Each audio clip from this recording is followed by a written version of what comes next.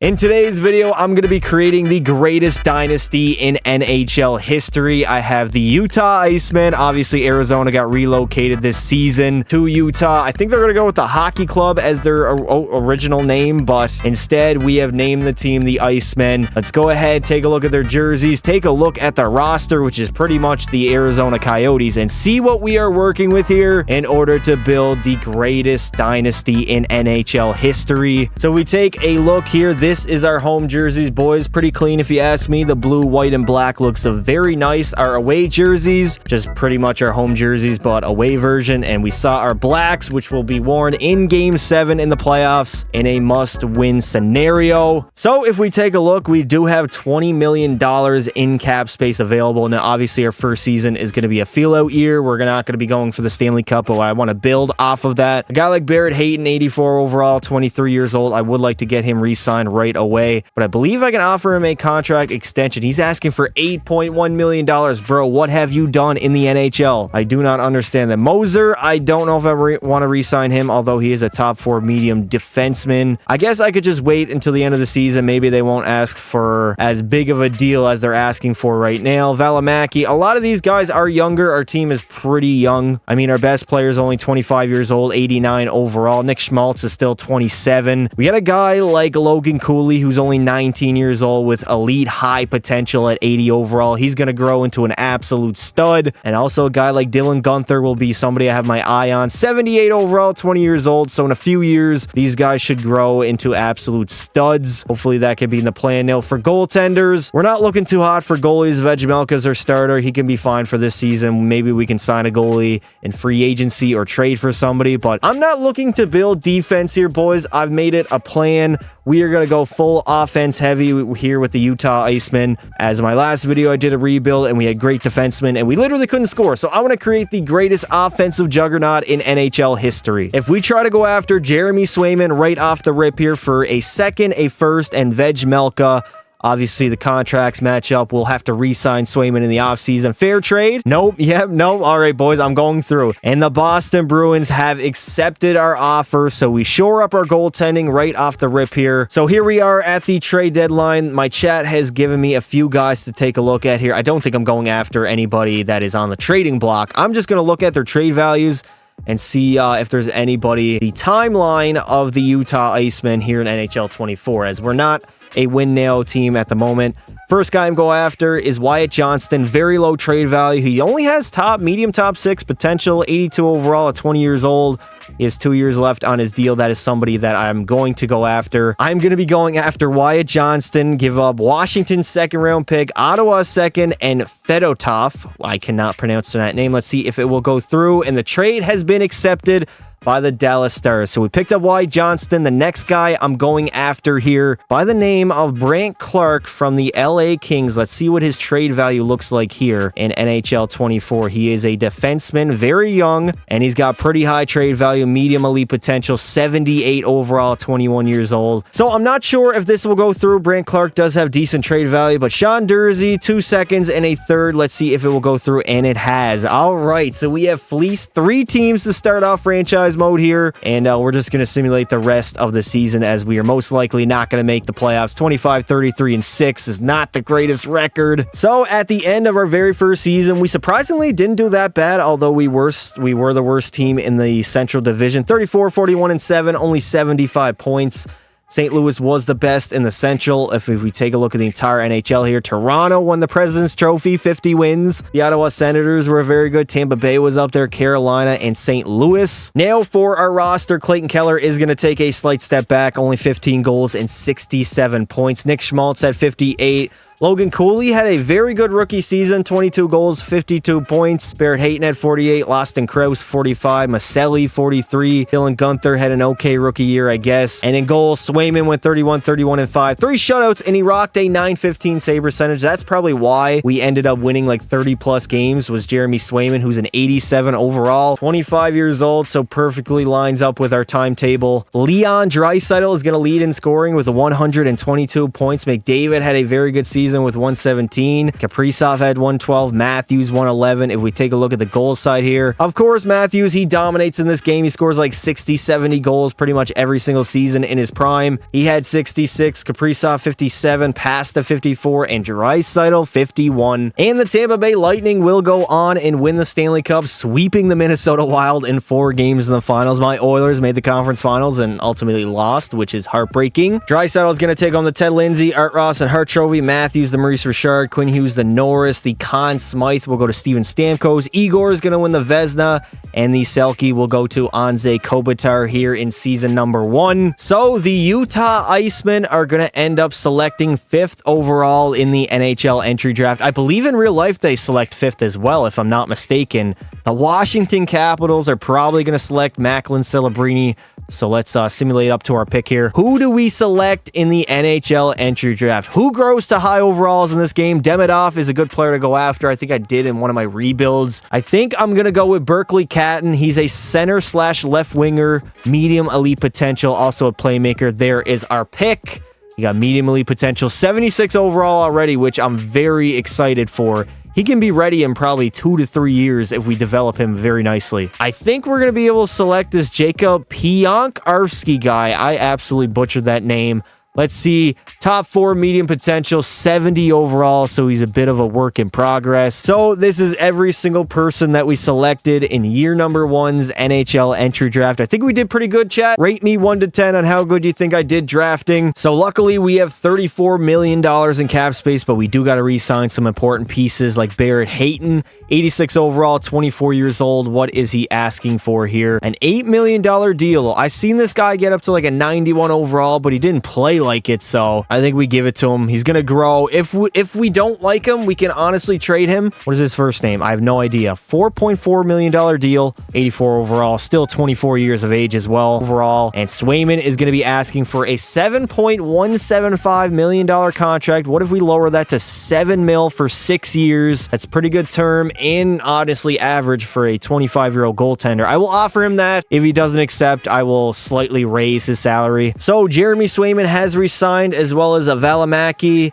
Barrett Hayton resigned. Moser has resigned as well. Soderstrom is back. So we got everybody that I offered contracts re-signed to the Utah Icemen. So here we are in free agency. Vladimir Tarasenko is the biggest free agent. I'm definitely not going after him. He's too high of a price value. We have 12 million in cap space, so I do want to sign some players. But we got to remember, boys, we're on a different timeline at the moment. A guy like Noah Hannafin, 6.2 mil, still 27 years old, has some years, good years left in him, honestly. He wants a $6.2 million deal. Screw it. I'll give you 6.5 for 5 years, Noah Hannafin. Hopefully he will accept that. We got Noah Hannafin signed to the Utah Icemen for, I believe, $6.5 million on a 5-year deal. So the first guy that I'm going to be going after here in the offseason, Matthew Patra, will also pick up Charlie Coyle and Lizell for decent value, honestly, for 2/3 and Nick Schmaltz. Let's see if the Boston Bruins accept. Trade rejected. Okay, so we're probably going to have to sweeten the deal if we want to acquire Patra just a little bit. So we'll go with a third, 2/3, a second, a fourth, and Nick Schmaltz for Coyle, Lizell, and Patra. And luckily, the Boston Bruins have accepted. All right, so the next guy I'm going after is JJ Peterka. I have no idea how to pronounce his name. Very mysterious last name. For Connor Geeky, a 2nd and a 7th round pick. And the Boston Bruins have accepted my offer. We are building a future dynasty here in Utah. There's one more guy I'm going to look at. We're going to be going after Matthew Nyes. We'll give up this, I believe Daniel Butt is his name. Daniel Butt, 77 overall. He's in the minors. 1-for-1 for Matthew Nyes. Let's see if that will go through. And the Toronto Maple Leafs have accepted my offer. Perfect. So here we are in season number 2 with the Utah Icemen. On our first line, we have Clayton Keller, Logan Cooley, and JJ Peterka.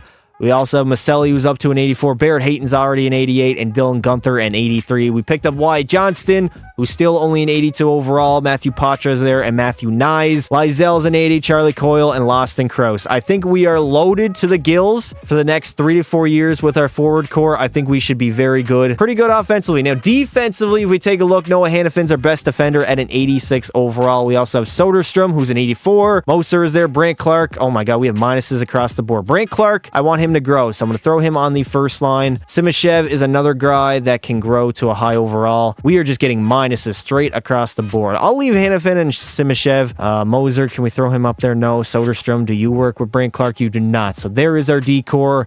And finally, in goal, we have Jeremy Swayman, an 88 overall, and Harabal, already 83 overall at 19 years of age. He could be our goalie of the future. If we end up moving on from Swayman, this could definitely be the goalie that we run with from the years from 5 to 7, I'd say. Now, Luke Hughes, for some reason, is on the trading block. He's got 1 year left on his rookie contract. We're going to be trading for him and Andre Palat for Valimaki, 2 seconds, and a 3rd round pick. Let's see if the New Jersey's... okay, New Jersey is not taking that. All right, so we got to sweeten the deal a little bit, Chad. What do we think? Would we give up a 1st round pick? And we'll throw in a 1st round pick. Let's see. The trade still rejected. Alrighty. New Jersey, you have him on the trading block, but yet you don't want to give him up. So instead, we're again going to pick up Andre Palat for a second. Noah Hanifin, I threw in the deal instead, a 1st and a 2nd. And thankfully, the New Jersey Devils have accepted my offer. Luke Hughes is now a member of the Utah Icemen. Now, yet again, we are going to finish dead last in the Central as we went 36, 40, and 678 points. Colorado was the best team in our division, and for the entire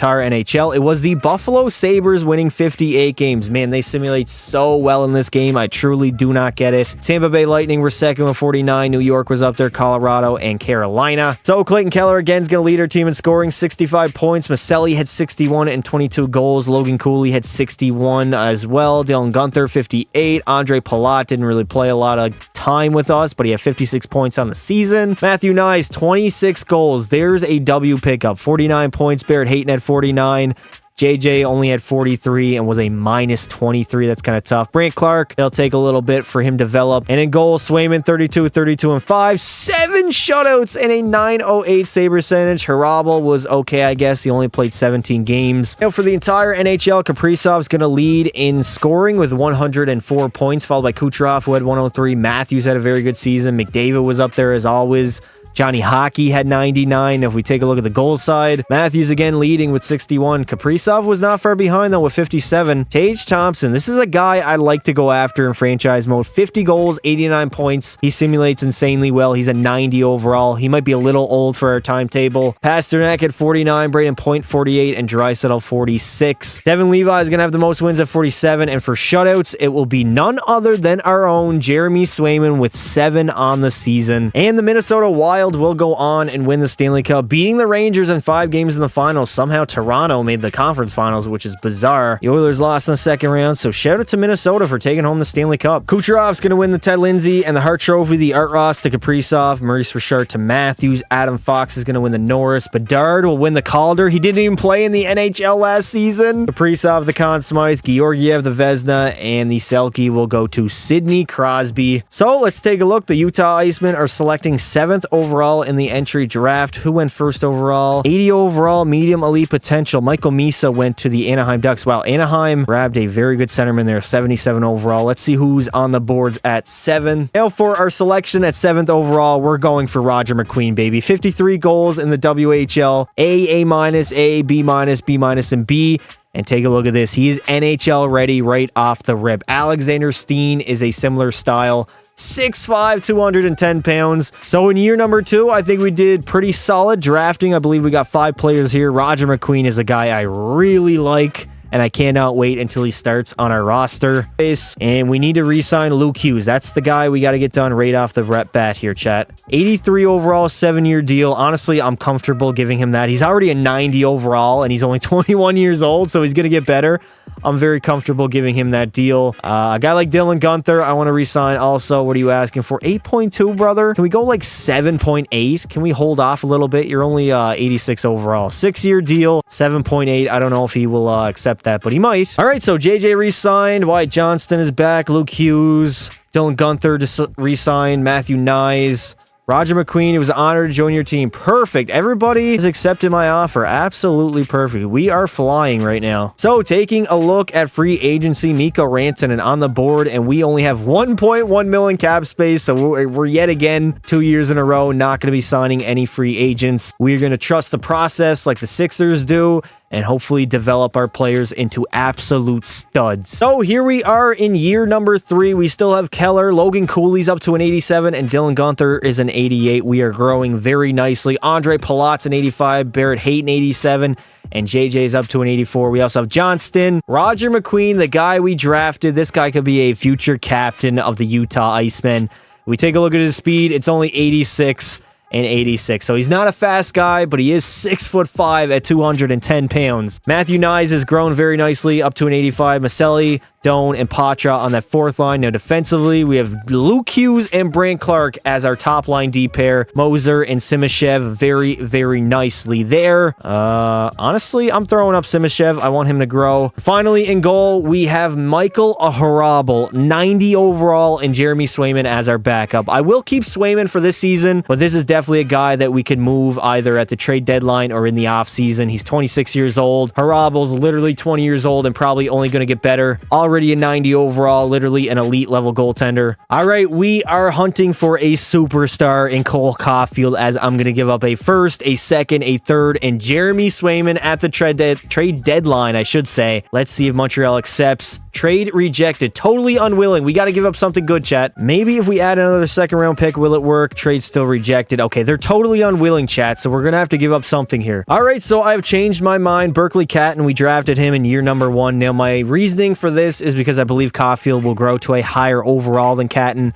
So we got Catton, a 1st, a 2nd, 2 seconds, and Andre Palat for Cole Caulfield. Trade still rejected. All right, I am bailing on this deal. So we had a great effort trying to make the playoffs, but we just barely missed by 1 point to the St. Louis Blues as we went 38, 30, and 14. 90 points on the season, an improvement. Hopefully next year will be the year that we make the playoffs. Dallas, best team in the Central, and the New York Rangers won 57 games, winning the President's Trophy. Dallas won 50. Toronto was up there. Florida was very good, as well as the Anaheim Ducks. Okay. Clayton Keller, again, is going to lead our team, this time having a great season, 84 points. Logan Cooley had 72, also 38 goals. Dylan Gunther at 62. Luke Hughes, 51 points. He's going to be an absolute assist machine. Andre Palat, 49. Barrett Hayton, 47. Brant Clark still not producing offensively, although he's up to an 89 overall. Hopefully, I can see a jump in production next season. He's played the full year. JJ had 34. Matthew Nyes back down to 19 goals. He had a hell of a year last year, scoring 26. So he took a slight step back. Let's take a look at our goalies here.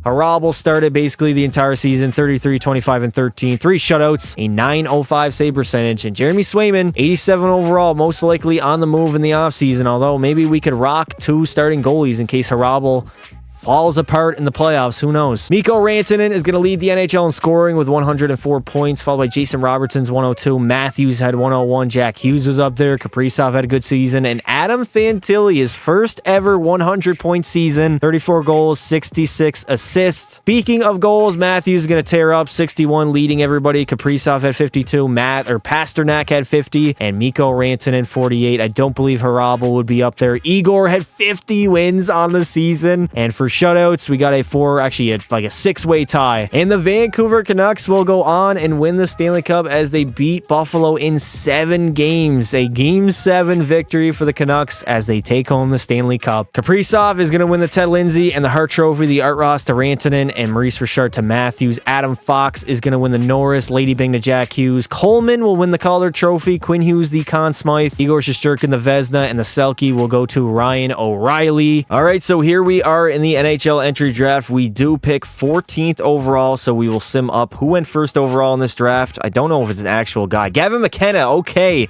to the New York Islanders, 84 overall, franchise high potential. What an absolute stud the Islanders have on their hands. Holy hell. The 14th pick in the draft. Chat, is there anybody you guys recognize here? Right out of Canada. Welcome to the Iceman. He's got top 9 medium potential. Also only a 68 overall. That's a bit of a rough pick. So we have $17 million in cap space. We do need to re-sign Logan Cooley. That is a must. He's a 90 overall at 22 years of age. Also Brant Clark, we got to get him back. Soderstrom, I would like to re-sign him also. A guy like Maselli, I would get back if he's not asking for a lot of money. Lizelle as well, as those guys can definitely grow. Charlie Coyle, I'll probably let him walk. And for goaltenders, we have both of our goalies signed. Man, Harabel's an 89 overall. He was a 90, so he might have had a bad season. So luckily, Brant Clark has decided to re-sign Soderstrom as well. Oh my God, we have no cap space for Soderstrom. Okay. Maselli, no cap space. Logan Cooley has re-signed, and Lizelle as well is back. And Doan, there's no cap space to afford him. So here we are in the free agency. We have $1.5 million in cap space, so we're not going to really sign anybody here. Victor Hedman's asking for a $10 million deal. Adrian Kempe's in free agency. Jacob Trouba, Nick Schmaltz, and Rasmus Anderson. So we're just going to simulate along. We might make a trade here in the offseason. There is a guy that I have my eye on, so we'll try to trade for him. But regardless, we are just going to simulate up to the NHL regular season. We are going to be going after Cole Caulfield. I got Berkeley Catton up there. He was one of our first round picks. A first, a second, and Andre Palat. Let's see if the Montreal Canadiens will do it. We will not accept this proposal. Looks fair, but are not willing to retain salaries. Okay. So instead, to make this work, we got Berkeley Catton the first, the second, Palat, and Loston Krause for Mr. Cole Caulfield. And the Montreal Canadiens have accepted my offer, bolstering our offense. So heading into season number 4, this is what our roster currently looks like. We have a stacked first line with Keller, Cooley, and Caulfield on the first line. 91, 90, and 90. Dylan Guenther also is up to a 90 with Barrett Hayton and JJ on that second line. We have Nyes, Roger McQueen, who could be a future captain, making his NHL debut with Wyatt Johnston on the third line. Then we have Smith, Kubel, and Lizelle as our fourth line. Now defensively, our top line pair is really good with Hughes and Clark, both a 90 and 91 overall. We also have Valimaki at an 86, Moser's an 82, Simashev, who I might move up to the second line here to make sure that he grows. And then we have Duda, who's an 82 overall. And in goal, we probably have the best goaltending tandem with Harabel at an 89 and Jeremy Swayman at an 88. Now, chat. So the Utah Icemen quite literally had the biggest improvement season to season maybe in NHL history. Finished the year 56, 21, and 5, 117 points. We started the season like 31 and 6, something crazy like that. Obviously the best in the Central and the entire NHL. The Buffalo Sabres came in second place with 54 wins. The Rangers were very good. Toronto was up there, and the Philadelphia Flyers. Now for Cole Caulfield, he had a 40-goal season and led our team in scoring with 87 points. Logan Cooley had a very good year, 85. Clayton Keller, 79. Dylan Guenther at 55 points. JJ, 54 and 26 goals. At an 85 overall, he honestly simulates pretty well. Luke Hughes, a bit of a disappointing year for a team that was as good as ours. I mean, I expected like 70-plus points for an offensive D-man, especially at a 91 overall. Brant Clark had 43, Barrett Hayton 38, Lizelle 37. What did McQueen do? He had a pretty rough rookie year, 14 goals, 36 points. He's still very young, 83 overall, maybe the future captain. And if we take a look at our goalies, Harabel played 59 games, going 38, 15, and 5. 3 shutouts, a 913 save percentage, and Swayman had a 919. So our goaltending tandem is a very good. I might honestly keep Swayman and Harabel. Now for the entire NHL, Matthews will not lead in goals. It would actually go to Matvei Mishkov, who scored 73 as a 22-year-old. That is insane. Now for Matthews, he will win the Art Ross with 112 points. Mishkov had 109. Nylander was up there. Kaprizov had a good season, as well as Travis Konechny with 103 points. For Harabel, he would be up there for wins with 38. Shesterkin had the most at 41. And for shutouts, it's going to go to Akira Schmidt with 6 on the season. And for the first time ever, the Utah Icemen have made the playoffs. And in round number 1, we draw the high offense Edmonton Oilers, a very tough matchup. So the Oilers still are rocking with Nugent Hopkins, McDavid, and Draisaitl all on that first line, absolutely stacked. Ryan McLeod's up to an 88 overall. Zach Hyman has fallen off a cliff. They have Alexander Nylander, Anthony Mantha's there. They picked up Charlie Coyle. Pretty good offensively. Defensively, they're not bad. They also have Jacob Trouba at an 87 overall, and Bouchard's up to a 92. And in goal, they have Ilya Samsonov and Oliver Rodrigue, which is a decent goalie tandem, but I believe ours is better. Our offense is better, our defense is better, and our goaltending is better. Maybe offense, you could give it to them, considering they do have a 98 and 96 overall on their first line. Game number 1 for the Icemen over the Edmonton Oilers first period. We have no score. I can live with that. Only 9 shots on net is kind of rough. Second period, a 4-2 lead for the Utah Icemen. Johnston, Keller, JJ, and Kubel. And for this third period, we are going to watch, chat. We are going to see if the Utah Icemen can clutch it up here in the third period. Can Harabel shut the door and steal game 1 over the Oilers? There we go. Barrett Hayton gets an insurance marker. 5-2 lead for Utah. 5 minutes to go here in the third period. Can we do it?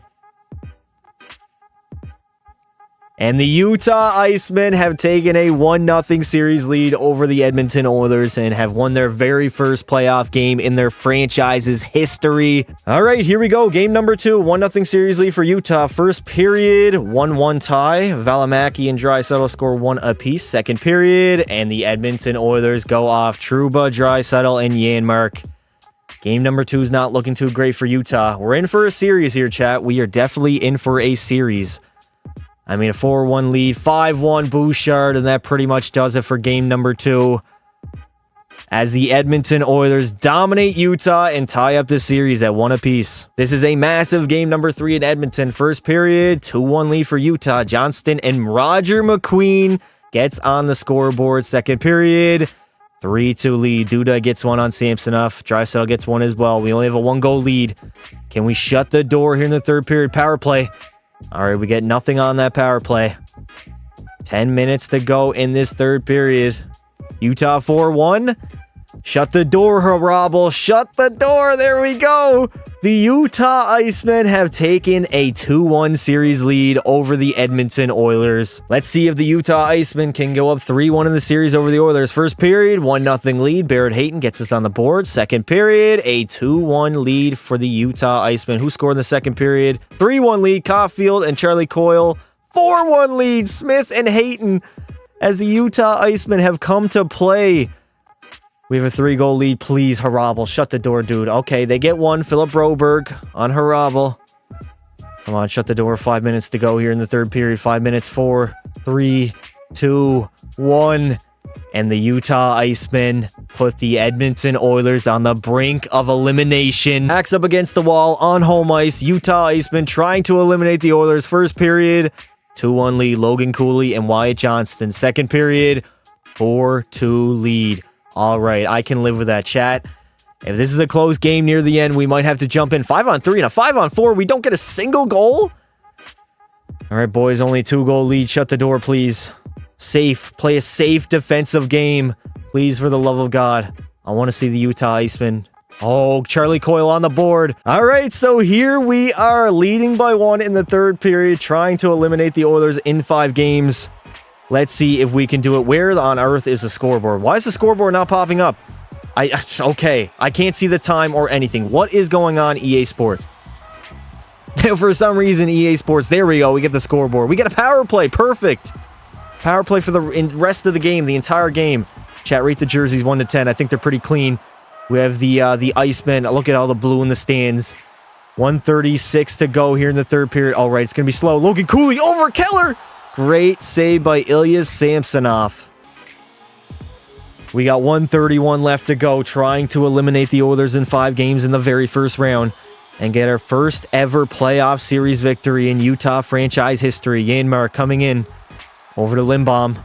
No. Great save by Harabel. I might have to customize his pads if we're going to be hopping into the game here. And he's going to be our goalie for the future. So Grant Clark, skate that out. I'm going to adjust to make sure that we are neutral zone trap, and we can do a conservative offensive pressure. Now, unfortunately, this is going to be one full... Oh, my Lord, what a save by Samsonov. 1 minute to go in the third period. We got full clock on the go as well. Considering I have penalty time scaling all the way up. I got to make sure I adjust that after this game. Brant Clark skated out. We're on the power play, bro. Brant Clark coming in over Gunther. Right for the pass. Hayton. Back to the point. Luke Hughes in the middle. Great save by Samsonov again. He's going to play it, though. 35 to go in the third period.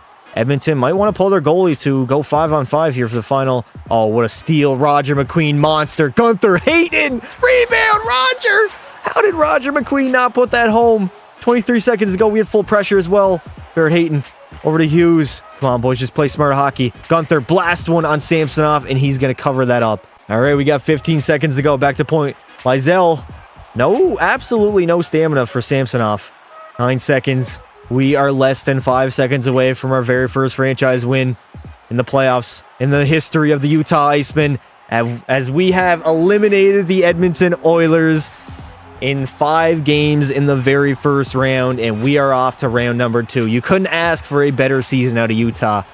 Probably the biggest jump for improving team from one year to another. We won, what was it, 55 games, 56 games And we beat Connor McDavid and the Edmonton Oilers in round number 1 in 5 games in convincing fashion, as we are off to round number 2. Still no captain for the Icemen, so we might have to make a decision here in the playoffs if we go on a very deep playoff run. So in round number 2, the Utah Icemen are going to be going up against the Nashville Predators. So maybe not as good of a team. Actually, no, they definitely are a better team than the Oilers. They geared up at the deadline. Let's go ahead, take a look at their roster right quick. Now, the Nashville Predators do still have Philip Forsberg at a 91 overall. Kemmel's up to an 88. Novak's an 84, so they're a pretty young team. They have Ryan O'Reilly, who's kind of washed at 36 years old. Teuvo Teravainen. Kempe's on the third line. Now, defensively, they have Yossi, Pulak at an 86, Vince Dunn, and Oleksiak. So, I mean, defensively, they're still not better than us. And in goal, Yaroslav Askarov, 92 overall. He can steal them this series. That is probably the only advantage that they have. I'm a little bit scared for Askarov, 24 years old at a 92 overall. All right, here we go. Game number 1. JJ scores right off the rip. First period,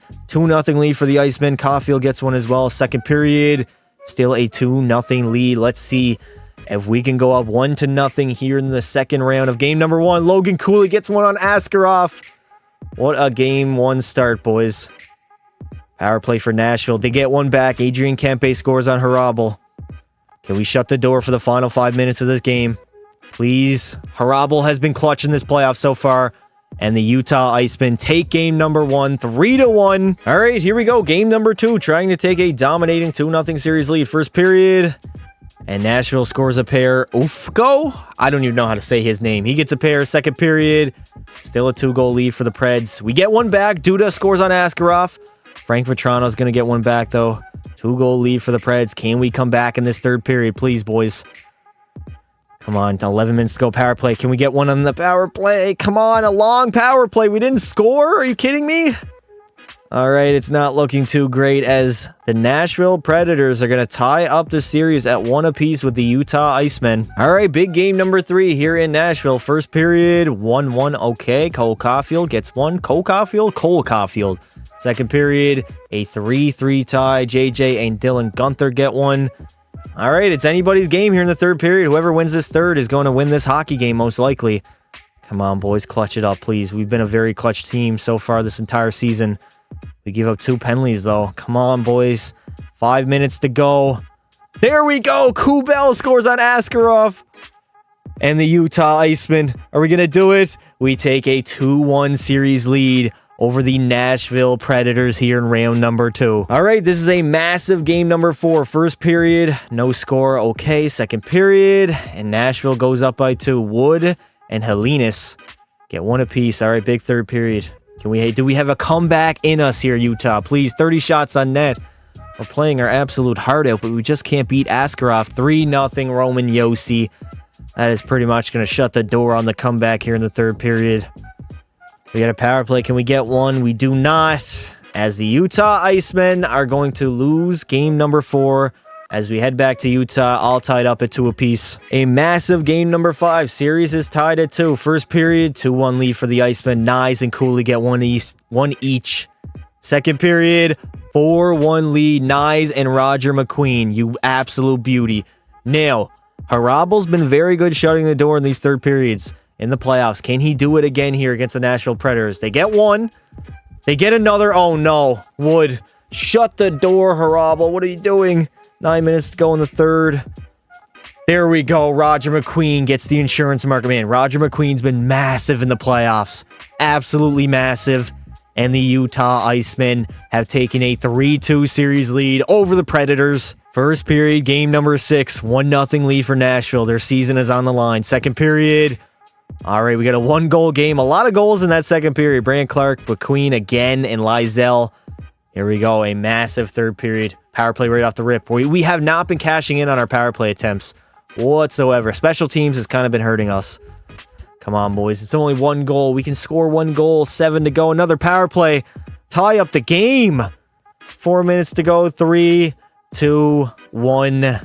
And the Nashville Predators have forced a Game 7 back in Utah. All right, here we go. Game 7, first period. 1-0 lead for Nashville. Oh, no. Oh no, second period, 2-2 tie. We have a tie game going into the third. Cooley and Lizell. Can the Utah Icemen advance to the conference finals? No! Nashville gets one right off the rip in the third period. We tie it up. Barrett Hayton, you beautiful bastard. I love you. We get it again. Cole Caulfield on Askarov. Clutch it up, please. 10 to go in the third period. No, power play for Nashville. Power play for Nashville. Come on, boys. Come on. There we go. Brant Clark gets one. Brant Clark gets one. 2-goal lead. And the Utah Icemen are off to the conference finals for the first time in franchise history. And here we go. Conference finals are set. We are up against the Vancouver Canucks. And in the East, we have Buffalo and the Red Wings. So the Vancouver Canucks have a very good first line with JT Miller, Elias Pettersson, and Lettermacky. I have no idea how to say his name. Connor Garland's still there. They have Bruce Jenner on their team. David Perron. They have a very good third line. Okay, their forward core is very good and very deep. Defensively, Quinn Hughes is a 97 overall. Philip Hronik's an 86. Zadorov 83. Their D-core is not the greatest. And in goal, they are rocking with Shilovs at an 85 overall. So their forward core definitely scares me. I mean, they have an 86 as their third line center. All right, here we go. Game number 1 up against the Canucks. First period, no score. Okay, second period, 1-0 lead. Logan Cooley gets us on the board. Can we shut the door? No, we cannot. David Perron scores right away. We have a tie game in the third period of game number 1. Vancouver does have a good team, so I'm slightly worried. And there it is, Thomas Tatar. 2-1 lead. Can we get back in this game, boys? We haven't had a comeback yet in the postseason. 3-1 Atu Ratu. And that is going to do it for game number 1, isn't it? The Vancouver Canucks are going to take a 1-0 series lead over the Utah Icemen in the conference finals. All right, we need game number 2 here. First period and 2-0 lead. Atu Ratu and Lekkerimaki. Terrible name. Regardless, that's after the first period. 3-0 lead after 2. We are totally cooked right now, chat. We are not doing great in the conference finals. 4-0. 4-1. Okay, Lizell gets us on the board. We are low-key getting dominated by Vancouver. Utah Icemen, 10 minutes to go. Let's see. 5-1 lead. I'm just going to sim. 6-2 final as we go down 2-0 in the series to Vancouver. All right, here we go. This is a must-win. Down 2-0 in the series. We come out, okay, tied 2-2 after 1. Duda and Nye score. Second period, 3-3. JJ gets one on Shilovs. We got a tie game in the third period. Hopefully we win this period. Shots are 29-27. Come on, boys. We have not been good on the power play. That has been something in the real-time sim. Oh my God. Vancouver. Quinn Hughes. No. Vancouver goes in the power play. 5 minutes to go. 5-3 lead. Thomas Tatar. Are you kidding me? And that is going to do it. The Vancouver Canucks are going to take a 3-0 series lead over the Utah Icemen. Here we go. Season on the line. Game number 4. First period. 3-0 lead. That is how you respond, boys. Second period. Still 3-0 series, not series lead, but in the game. Third period, we got to shut the door. Jeremy Swayman is in the net for Utah. We made that switch after game number 3. Can we shut the door, boys, please? 8 minutes to go. 7. Come on, Utah. Do not give up a penalty. 4 minutes to go. And we do. We get a shutout, Jeremy Swayman. A massive game 5. Every game or season is on the line. First period, 3-0 lead again. Valimaki, Cooley, and Hayton. Second period, 7-1 lead for the Utah Icemen. Are you kidding me? Roger McQueen, Logan Cooley, Brant Clark, and Logan Cooley again. What a game. What a game. What a team. What a team in Utah. 7-2. Connor Garland gets one. Why is chat? I'm gonna be in a debacle here. Who am I gonna start? Oh, 7-3. Do not blow this, Haral. I'm going with Swayman. Haral's almost blowing this. Luckily, we force a game 6 back in Vancouver. Thank the good Lord. A massive game 6 here in Vancouver. First period, 2-1 lead. Keller and Caulfield. Second period, 3-2 lead. Cole Caulfield gets another one on Shilovs. Can we shut the door with Jeremy Swayman in the net? I made sure to turn off auto-rotate goalies. That was a massive power play. We needed a goal. No! Elias Pettersson ties the game up. Come on, Utah. We get 10 to go. Can we get on the board and take the lead? 5 minutes. Somebody step up. Roger McQueen, step up.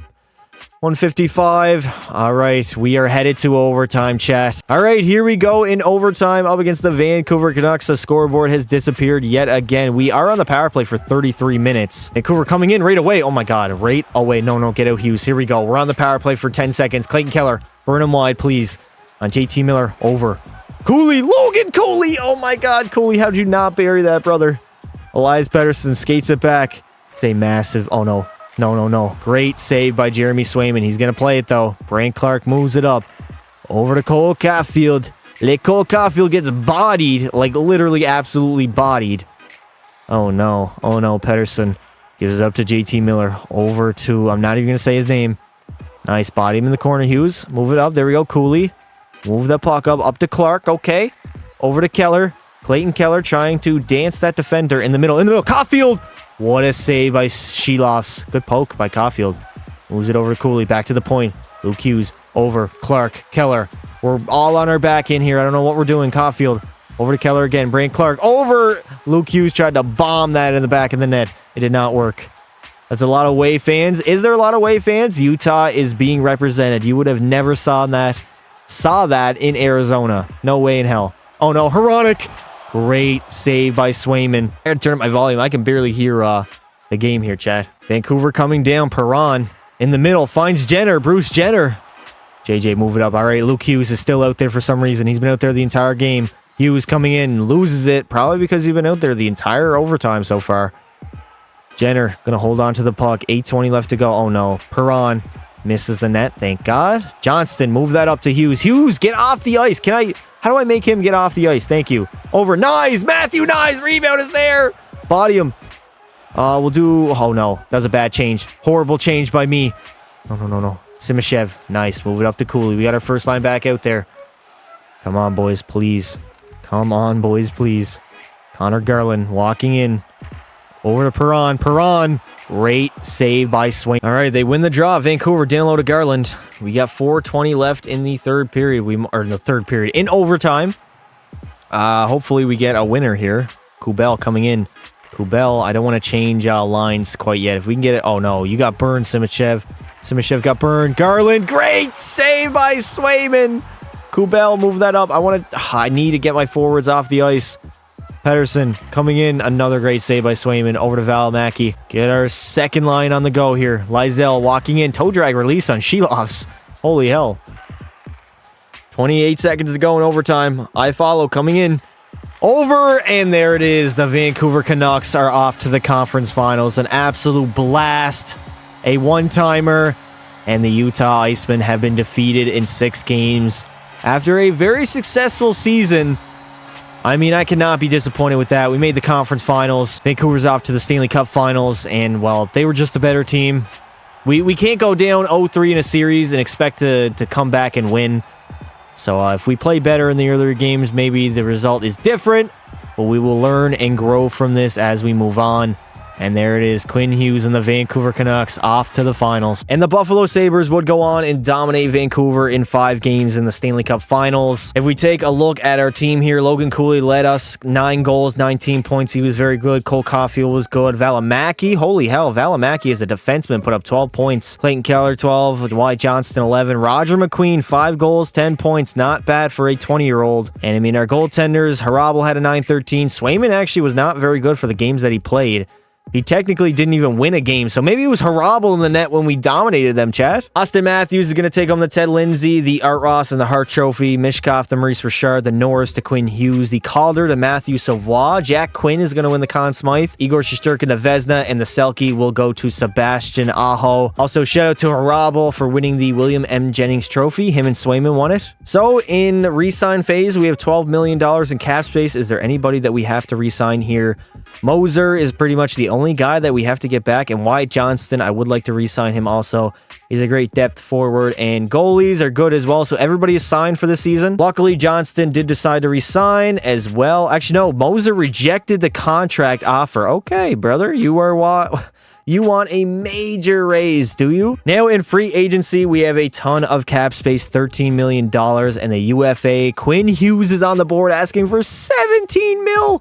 That is absolutely crazy, but we are looking for a defenseman. Ryan McLeod could be somebody I go after. 89 overall, the way forward, 27 years of age. Thankfully, it did take a lot to get back Moser, but he accepted our offer here in free agency. We got him back on a $5.5 million deal. All right, so I'm going to be going after Jacob Slavin and Marty Natchez for a first, 2 seconds, and Barrett Hayton. Let's see if the Carolina Hurricanes will do it. Trade rejected. See, the trade value is not. Instead, I'm going to add in Wyatt Johnston to make sure sure Carolina will accept this deal. Let's see if they will do it. And trade still rejected. Why? All right, we're going to try to go after Tage Thompson here. He simulates insanely well. Also, pick up Peyton Krebs. We could do that. I don't know. The trade value is pretty similar for Keller. 2 seconds, a third, and a first-round pick. The Buffalo Sabres have totally rejected my offer. Let's see. Instead, we'll get Colin White and Tage Thompson. 3 seconds, a first, and Clayton Keller.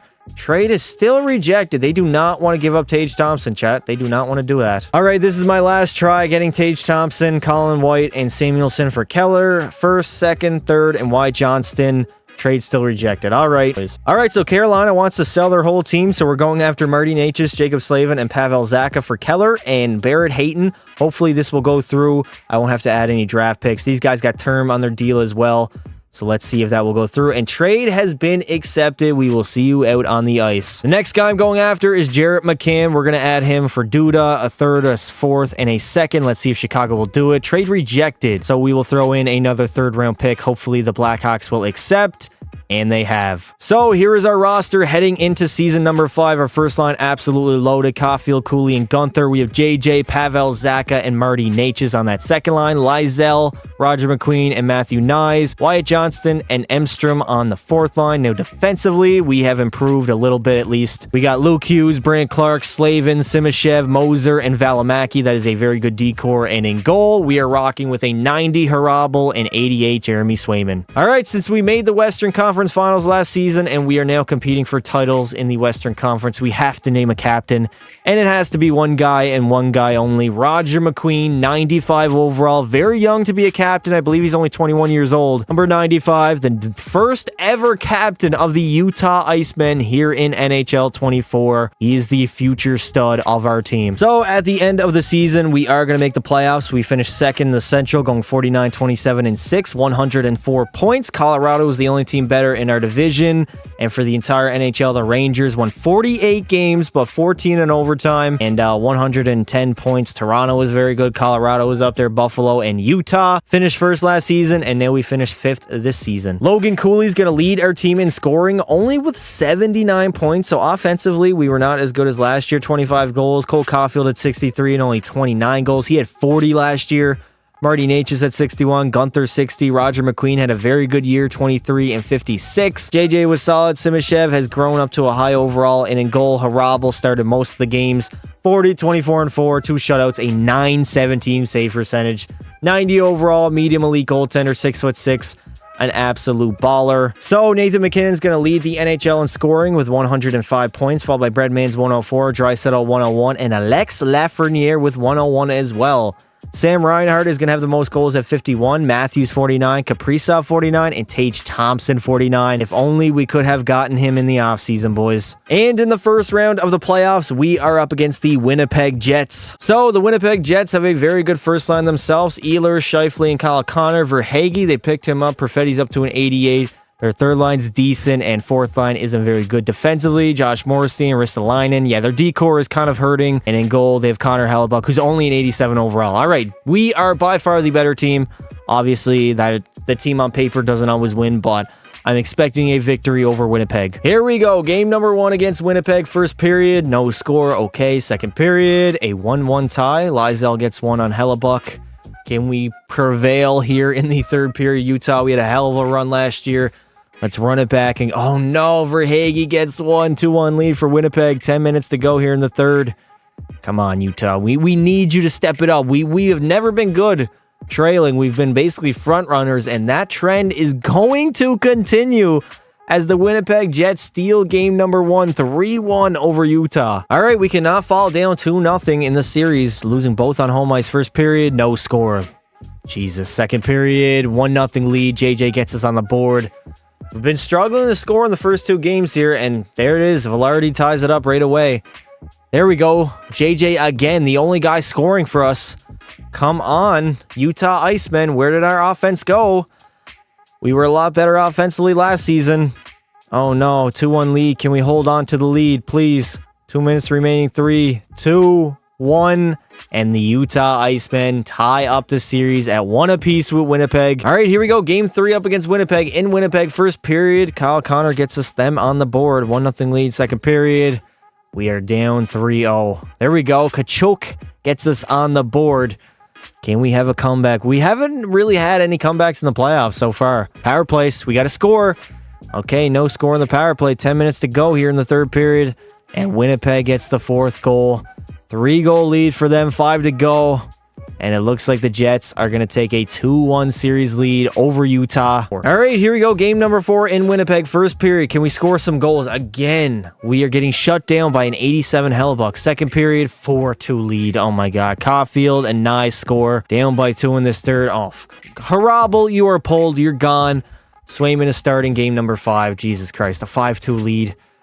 Now like 6 goals, and that's going to do it. Winnipeg takes a 3-1 series lead over Utah. All right, here we are back in Utah. Season on the line. First period, no score again. Another period with no scoring. Second period, finally. We only get 1, though. It's JJ. Holy hell, a 1-0 lead. We are not going to protect that in the third period. No way. If we can't score, we're not going to win. I'm going to have to bolster this offense. I definitely took a step back. There we go. Kachok gets us 2-0 lead. But luckily, we will not be eliminated in 5 games. Not over yet. There we go. We force a game 6. And we force a game 7. Major game in Winnipeg. First period. Again, no score. Second period. 1-0 lead. Marty Natchez. Why can we not score?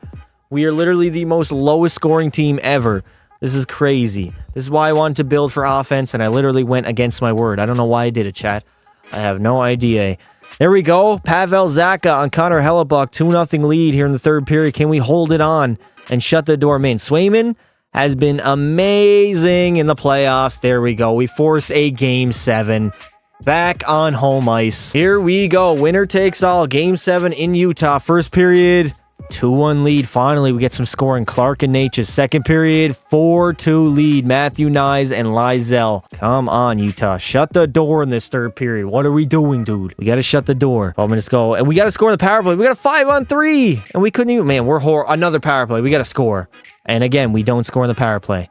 4 minutes to go. 3, 2, 1... And we have come back down 3-1 and beaten the Winnipeg Jets in round number 1 as we move on. And there we go. In round number 2, we are up against the Dallas Stars as we came back down 3-1 against Winnipeg, which was incredible. Utah, never back down, never give up. So the Dallas Stars have an amazing first line with Robertson, Hintz, and Rantanen. Their second line's pretty good. Sagan's kind of washed at this point. Their depth is not really there. The third and fourth line are not great. Defensively, Miro Heiskanen's up to a 92, and they do have Tony DeAngelo. But outside of that, I think we beat them there. And in goal, a 91 Schmidt. So they got rid of Jake Ottinger, replaced him with Schmidt, who's now a 91. I'm a little bit nervous for that first line. I cannot even lie. Game number 1 on home ice up against Dallas. First period, 1-0 lead. There we go, Matthew Nyes. Second period, 3-2 lead for Dallas. Okay. We don't do well when we're trailing in the third period. We usually end up losing these games. I don't think we've had a comeback yet in the 2 postseason runs that I've done. There we go. Rantanen, 4-2 lead for Dallas. It looks like they are shutting the door. We're out shooting them, but we just, again, we cannot score for some reason. We are having major trouble scoring, and that is pretty much going to do it. Dallas is going to steal game number 1, 4-2. This is a must-win game number 2. First period up against Dallas, 3-1 lead. We have up 3. Are you kidding me? Second period, 4-3. We're back in the game. Gunther and Cooley. All right, 1-goal game. Can we have a comeback for the first time in Utah playoff history? Jesus Christ.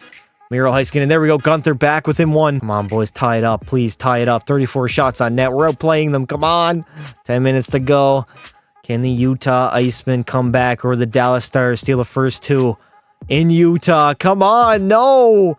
1 minute to go, and the Icemen fall down 2-0. Here we go, game number 3 in Dallas. A must win. We cannot fall down 3-0. First period, 2-0 lead for Dallas. Sagan and Robertson. Second period, we do not do well when we are behind. We do not do well. We're basically front runners, chat. If we're trailing in the third period, there we go. Jacob Slavin gets us on the board. Can we tie up the game, please? Somebody on Utah, step up. Roger McQueen. Rope Hintz gets 1. I need McQueen to step up. 5 minutes to go. No, the Dallas Stars are going to take a dominating 3-0 series lead over the Icemen. All right, a must win here in Dallas, trying not to get swept. First period, 2-0 lead again. No goals after the first is absolutely killing us. Second period, 3-3. We tie up the game. Simashev, and Marty Natchez. Big third period here, boys. We need this. Come on. I don't want to get swept in my second season in the playoffs. Please, Utah. Come alive here, Utah.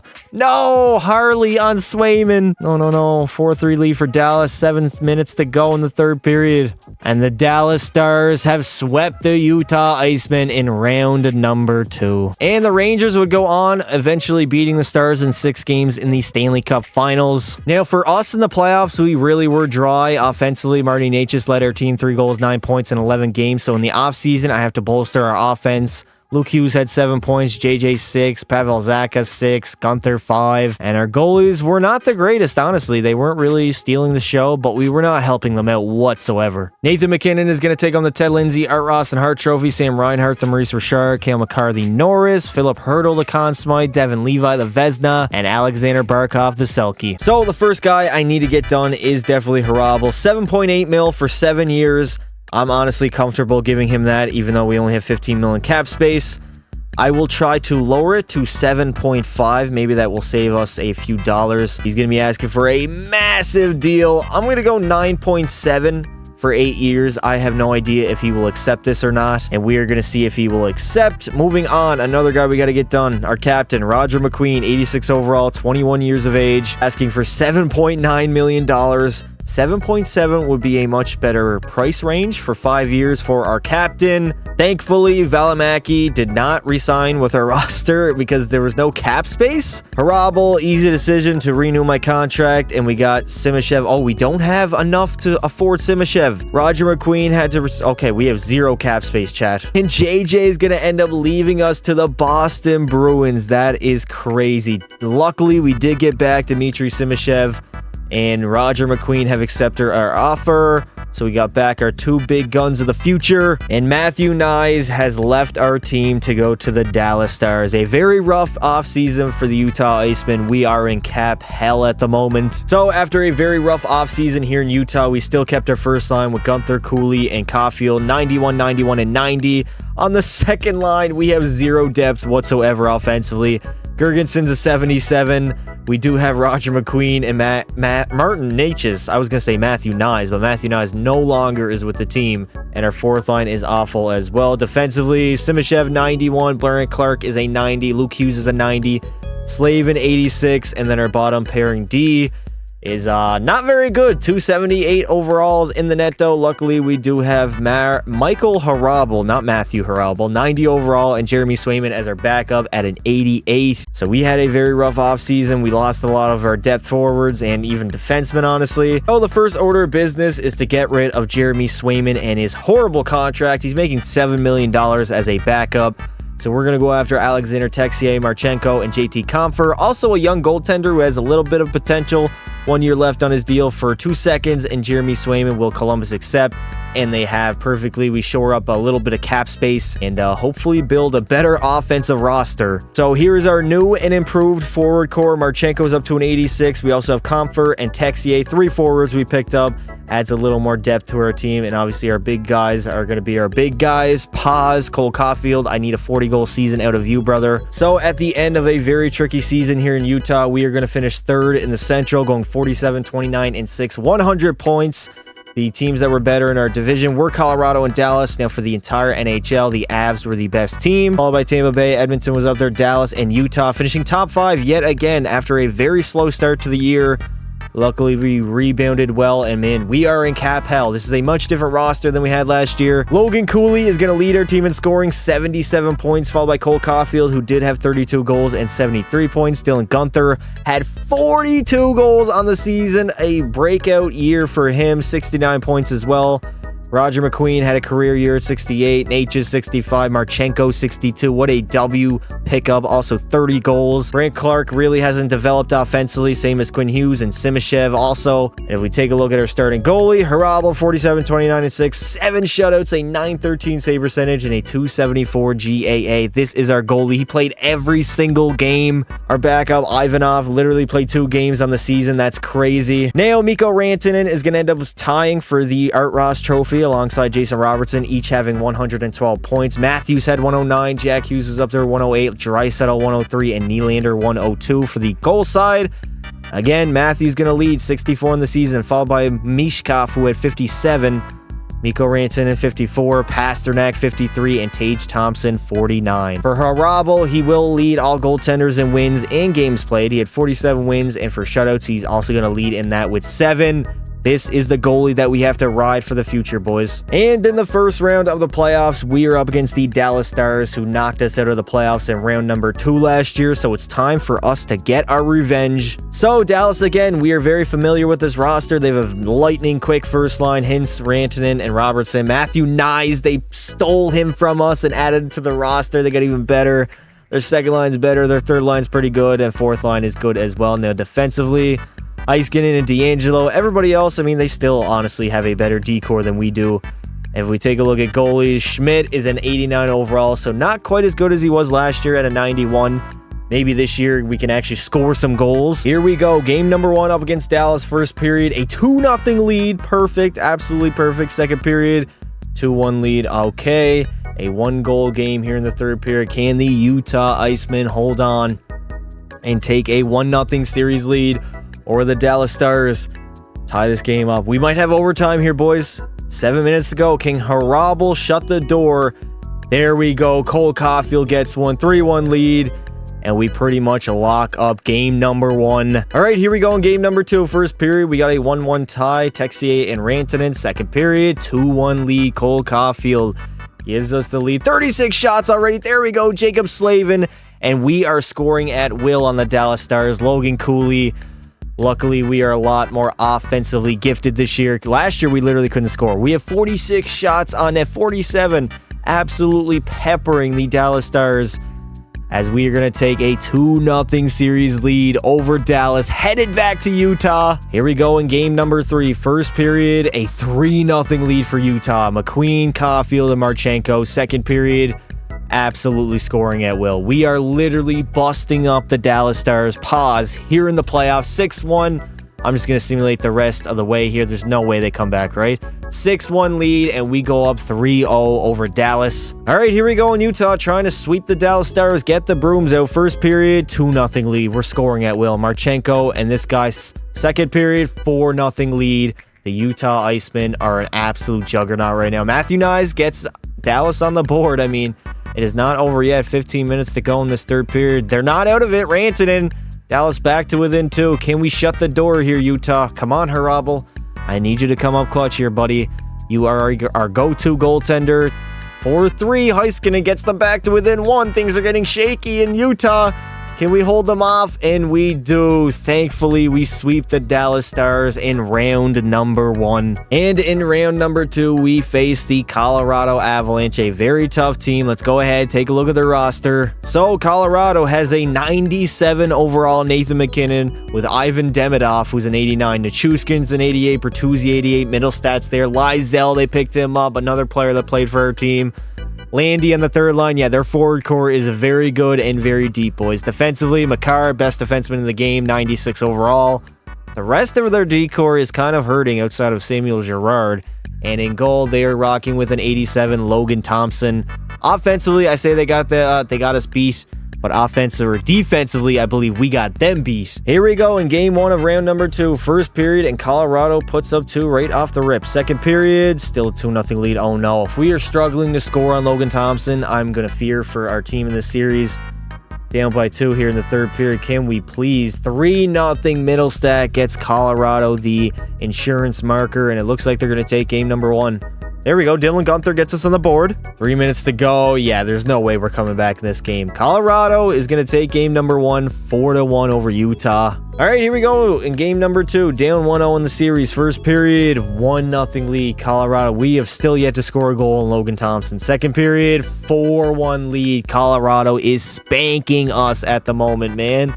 Come on, Utah. Wake the hell up. We have not been playing with that same energy as we did in the first round. 5-1, that is it. Dominated us in the first 2 games. We have 1 goal in 2 games. Game number 3 in Utah is a must-win. First period, 3-2 lead. We score, but we give up 3, and Bertuzzi gets 2. Are you kidding me? Second period, and we are getting absolutely lit on fire. McQueen gets us back to within 2, and Demidov scores right away. Dude, are you kidding me? Why? Why are we giving up so many goals, Harabel? You're one of the best goaltenders in the world. What are we doing here, dude? 10 minutes to go. 3-goal game. Can we come on and get on the board? Come on, get us back. No, 4 minutes to go. 3, 2, 1. And that is going to do it. The Colorado Avalanche go up 3-0 over Utah in round number 2. All right, here we go. Season on the line, on the verge of getting swept. First period, 1-0 lead. At least it was only 1 goal. Demidov gets him on the board. 2-1 lead after 2. Dylan Guenther scores 1 for Utah. And we have a tight game here in the third period. The Icemen tie up the game. Guenther again, putting the team on his back. There we go. Gambrell on Logan Thompson. We have a 1-goal lead. Shut the door. Ivanov, please. 7 minutes to go. 1-goal lead for Utah. Can we shut the door and force a game number 5 back in Colorado? And we have done it. Alexander Texier, another one in a 4-2 win for Utah. We will not be swept. Can the Utah Icemen force a Game 6 back in Utah? First period, 1-0 lead, Roger McQueen. Second period, 4-0 lead, Natchez, McQueen again, and Marchenko. Man, McQueen has got to get first-line minutes. This dude always comes up clutch in the playoffs.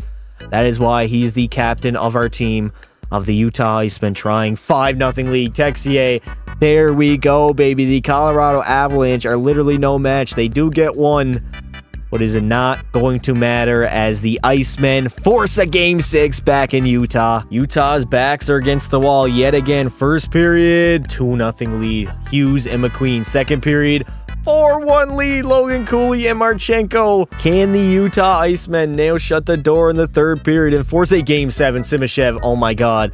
All of a sudden, we have been scoring at will. This Utah team has no quit in them. That's all heart, baby, all heart. This Utah team never gives up and never surrenders, and we force a Game 7. And here we go, Game 7 in Colorado. First period, a 1-0 lead. Dylan Guenther gets us on the board. Second period, 3-0 lead. Natchez and Slavin. Can the Utah Icemen go back to the conference finals? Perform a reverse sweep. Oh no, Nichushkin gets Colorado on the board. This is Game 7. I might have to go in and watch this, chat. I'm not even going to lie. 10 minutes to go. We'll wait until it's like a game time. 2-3 minutes left in the game. And here are the Utah Icemen up by 2 with 1:51 remaining in the third period. Trying to go back to the conference finals for 2 times in 3 seasons. Also trying the reverse sweep. Being one of the few teams to come back down 0-3. There's absolutely zero quit in this team, chat. 27 seconds remaining. Empty net.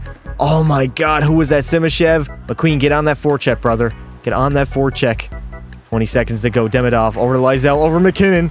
Why? That is not Harabel in the net. That is why his pad's like that. Okay, I understand. We have Ivanov in the net. Harabel choked in this postseason. An 82 overall goaltender. Absolutely wild. 6 seconds to go. Penalty taken. Tripping on Colorado. I ain't right back, though. They wrote us off, but I ain't right back, though. There we go. 1 second remaining. And the Utah Icemen are back to the conference finals, performing the reverse sweep after being down 0-3 to the Colorado Avalanche. They are going to choke 4 straight games to the Utah Icemen as we have reached the conference finals for the second time in 3 seasons. There's no quit in this team. Absolutely zero quit. And now in the conference finals, we are up against the San Jose Sharks. Let's take a look at their roster. Now, San Jose does have a very good roster. They have Coleman at a 90, Smith at a 90, Eklund's there. Dushin is an 85. Josh Norris is on the roster. Their third line's pretty good. Fourth as well. Defensively, they have Levashuvov. I definitely butchered that name, at a 90. And Thomas Shabbat, who's also a 90. And in goal, they are rocking with an 89 UC Saros, who is 34 years old. Definitely better than Logan Thompson we just went up against, but hopefully we can put the puck in the back of the net. All right, here we go in game number 1 of the conference finals. First period, 3-2 lead for Utah. Cooley gets us on the board with Guenther and Henriksen. Second period, 4-2 lead, Alexander Texier. Can we lock it in? There we go, Roger McQueen. Utah is scoring at will right now. I am so confident in this team.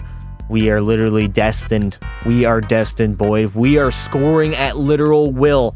As soon as I made those line changes, it worked out. Roger McQueen's the greatest playoff performer in Utah Icemen history. 6-2 lead, and we take game number 1. Game number 2, first period, 1-0 lead for the Sharks. Okay, second period, 2-0 lead. Has our offense run dry. Is the Magic... Oh, 5-on-3. 5-on-3, please. Power play. We got to get a power play goal. No, we are so bad on the power play. We're down by 2. We need to go get a quick one if we want to get back in this game. 7 minutes to go. 6, 5. Are we going to be shut out here in game number 2? As the San Jose Sharks will tie up the series at 1 apiece. That is crazy. Here we go. A massive game 3 in San Jose. First period, 2-1 lead for the Sharks. Roger McQueen does get one. Second period, 3-1 lead. No. Our offense is running dry. Man, when we're not scoring, we're literally doing nothing out there. 4-1 lead for San Jose. Absolute debacle here in the conference finals after such a good start to the series. 4-1, 8 seconds or 8 minutes to go. Yeah, there's no way we're coming back. 4-1 San Jose, and they take a 2-1 series lead. All right, here we go in a must-win game number 3, I believe, in San Jose. Actually, game number 4. First period, 3-0 lead. There we go. Slavin, Maget, and Guget.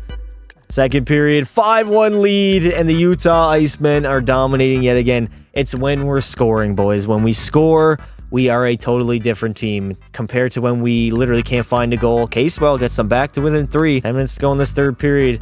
Can the Utah Icemen tie up the series at 2 apiece? They are going to get it done. Massive game number 5 back in Utah. First period, 2-1 lead for the Icemen. Luke Hughes and Roger McQueen. Second period, 4-2 lead. All right, lock it down and shut the door, Harabel.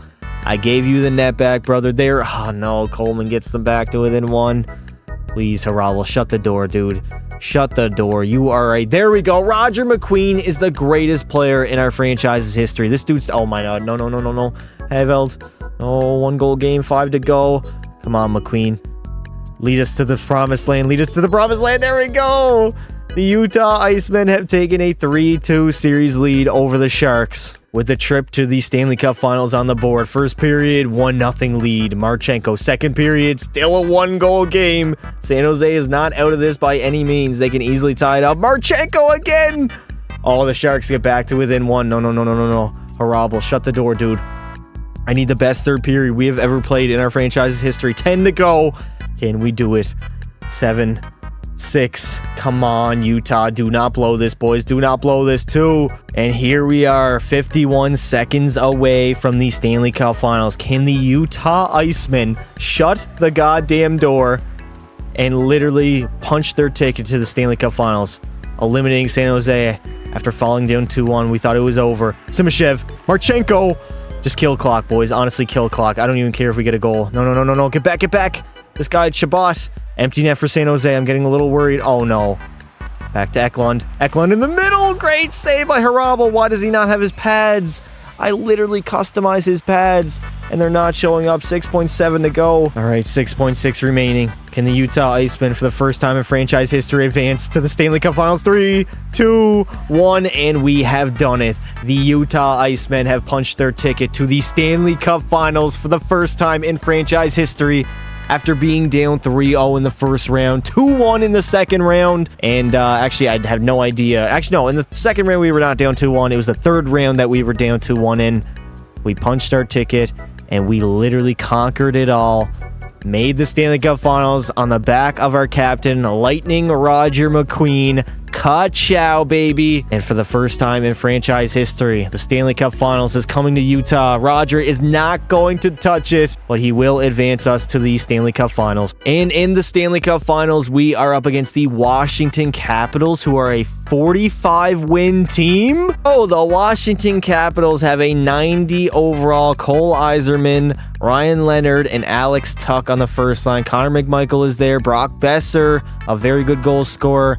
Yeah, they have a pretty decent forward core. Not really top heavy that much. Their best players are 90 overall. Now, defensively, Anderson, Sandin, Provorov's there, Pionk. Yeah, their D-core is decent as well. I'd rate it probably 7 out of 10. And in goal, only an 85 overall. We have to absolutely feast on this guy. There's no reason we should not score in the finals. Stanley Cup Finals, game number 1 in Utah. First period, no score. Okay, the nerves are there. Second period, 2-1 lead for the Icemen. Caulfield and another guy gets one on the board.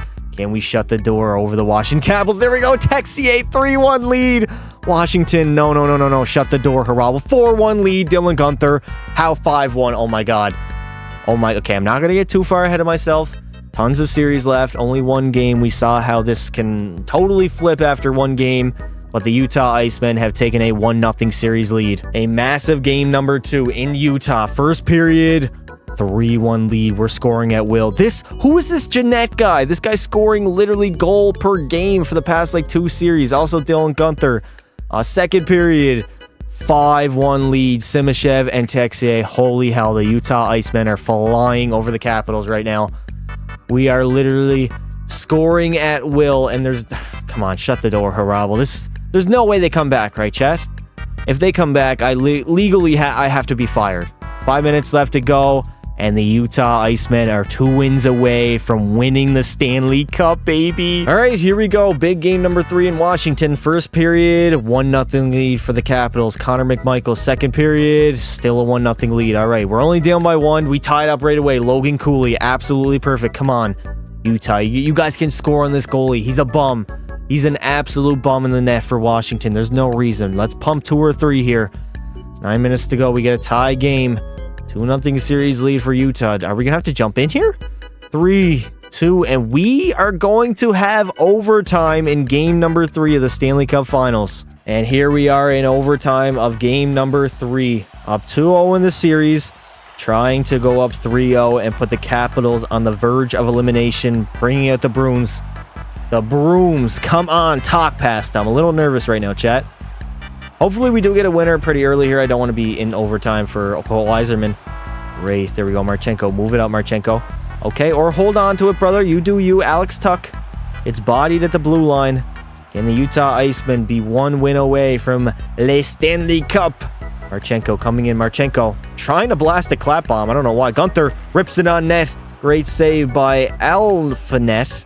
I definitely butchered that name. All right, we got 15 minutes left in overtime. Nice face-off win. Hughes, shoot it. Marchenko. Behind the net, Gunther. Dylan Gunther looking. Win that puck battle. Roger McQueen, come on, boys. We are in overtime. Marchenko. Oh, in front, McQueen. Roger McQueen missed it. How on earth did he miss that, chat? There's 0 chance. The best player on our team did that. Luke Hughes over to Gunther, ripping it. Doesn't get a shot on net. Get on that forecheck, boys. Get on the fork check. Fork check? Forecheck. What am I saying? Second line out there. Full attack. We're going full offense here. We're an offensive team. When we are playing our best, we're scoring goals. Gunther. Over. Simashev. Rebound. Oh, no. Cole Caulfield was on the doorstep. Getting bodied in the corner, though. Good defending here, boys. Come on. Be aggressive. There we go. Be aggressive. I like when we are aggressive. In the middle, Anderson. Anderson. Great save by Harabel. 9:38 remaining in overtime. Can we score the overtime winner? I just don't want to be here for a while, honestly. I mean, oh, 2-on-1, 2-on-1, 2-on-1, Caulfield. That was a horrible shot. You had Marty Natchez with you, and you literally chose that. Caulfield in the middle. Caulfield over Clark, rips it, and great save by the Washington goalie. Big face-off loss there. Get hard on the forecheck, boys. I left my girlfriend for you, and my cooked pasta. That is crazy. Brock Besser shooting on net. There was a rebound. Great, Jacob Slavin. Great play. Empty net. We got delayed penalty. We're headed to the power play. Cooley. Oh, Logan Cooley shooting. Rebound. Marty Natchez couldn't put it home. This is a massive power play for the Icemen on the road here. Trying to go up 3-0 in the Stanley Cup Finals. Big win by Roger. Caulfield over to Hughes. Doesn't get a clean shot off. Provorov's going to dump it out. All right, we are going to have to regroup. We don't get a lot of time in the power play considering the time scaling's 1 out of 6. So Luke Hughes, you got to cook here. Move it up. McQueen. Caulfield, go wide. Oh, Caulfield's getting lined up at the blue line. That is crazy. Oh, Kachow, Caulfield. Kachow moving up the wing. Lightning Roger McQueen. Brad Clark. Oh, there was a rebound there. McQueen. Back to Hughes. Over to Caulfield. Back to the point. Luke Hughes. Roger! Oh, what a great save by Washington's goalie yet again. Still on the power play. Actually, no, we're back to 5-on-5. Hughes doesn't get a great shot off there, honestly. Oh, no. Sandin skating out. They got 3-on-2. In the middle. Nice. Dylan Gunther. Great back-checking, dude. I appreciate it. Marchenko. Roger has to win this. He does. He does. Too bad he's not on the ice. Gunther. Oh, he is on the ice. And Dylan Gunther just absolutely blasted that shot. What on earth was that? 1 minute remaining in overtime. In the first overtime period, Anderson coming down. Nice steal by Hughes. Move it up. Gunther. Skate. Go. Wheel. Gunther. Wheel. Dylan Gunther. Over Marchenko. There's a rebound there. We couldn't get anything to go. 20 seconds remaining. Sandin. Over to Leonard. Back to Yzerman. Oh, no. Great block in front. Slavin. Move that puck up. We got one last rush. Clark. Move it up. JT Comfer. 10 seconds and one last rush. Comfer coming in. Shoot. Comfer. Oh, McQueen. McQueen back to the point. Shoot. One-timer and a great save by Washington's netminder. We are headed to double overtime. Here we are in second overtime. Obviously, no score in the first OT, so we are in double overtime. Come on, boys. Go up 3-0 in the series, Hughes. We had a lot of great chances. We just honestly could not bury it. Marchenko. Here we go. 2-on-1. Marchenko. Coming in, waiting. Back to the point. Gunther. I should have let him shoot. I can't be telling the computers to shoot. When they shoot, they only shoot on the ice. That's crazy. Leonard. Coming in. Ryan Leonard, nice. Nice! Draw the penalty, Quinn, or Jack, or Jesus. Luke Hughes. All right, here we go. Still in overtime. You can split it into multiple parts. Most likely, it's just going to be one big major video. Probably like 3 hours long, chat. I'm not even going to lie. Here we go. McQueen. Oh, there's a one-timer. No, how did the one-timer not get over there? We're on the power play. 1:20 left to go. We need a score here, chat. We need a major goal. Roger McQueen. Come on, Lightning. Lightning Roger McQueen coming in. Great pass, Caulfield. He's a playmaker, too. He's an amazing passer. It's absolutely insane. Come on, boys. They're killing the penalty pretty well. McQueen moves it up. Here we go. Natchez. Artie Natchez in. Hughes. Quinn. Quinn Hughes. How do you not get a shot off, too? Caulfield. It's board played in the corner. Oh, no. It's going down low. It's going down low. Nice. McQueen bodying him. Absolutely bodying him. Caulfield over. McQueen gets absolutely robbed, and we are headed to the power play yet again. Another power play for the Icemen. If we don't capitalize on this, we've been a pretty poor power play. Oh, my Lord. Slavin on that. Jacob Slavin, and the Icemen go up 3-zip in the Stanley Cup Finals, and now are one win away from winning Lord Stanley. And only our year number 6 of our franchise? All right, here we go. Game number 4. Stanley Cup is in the building. First period.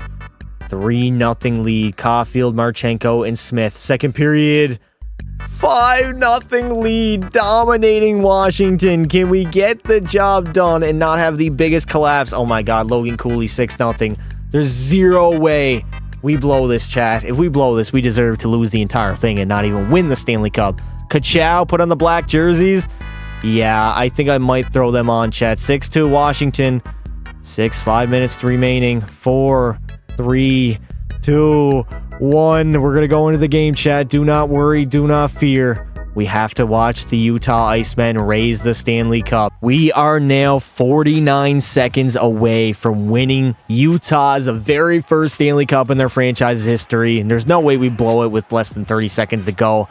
Lock it in here, boys, and celebrate with your black jerseys. The stealth Iceman jerseys are things of beauty and are only used in Game 7 scenarios or winning the Stanley Cup. Another scenario that we do it.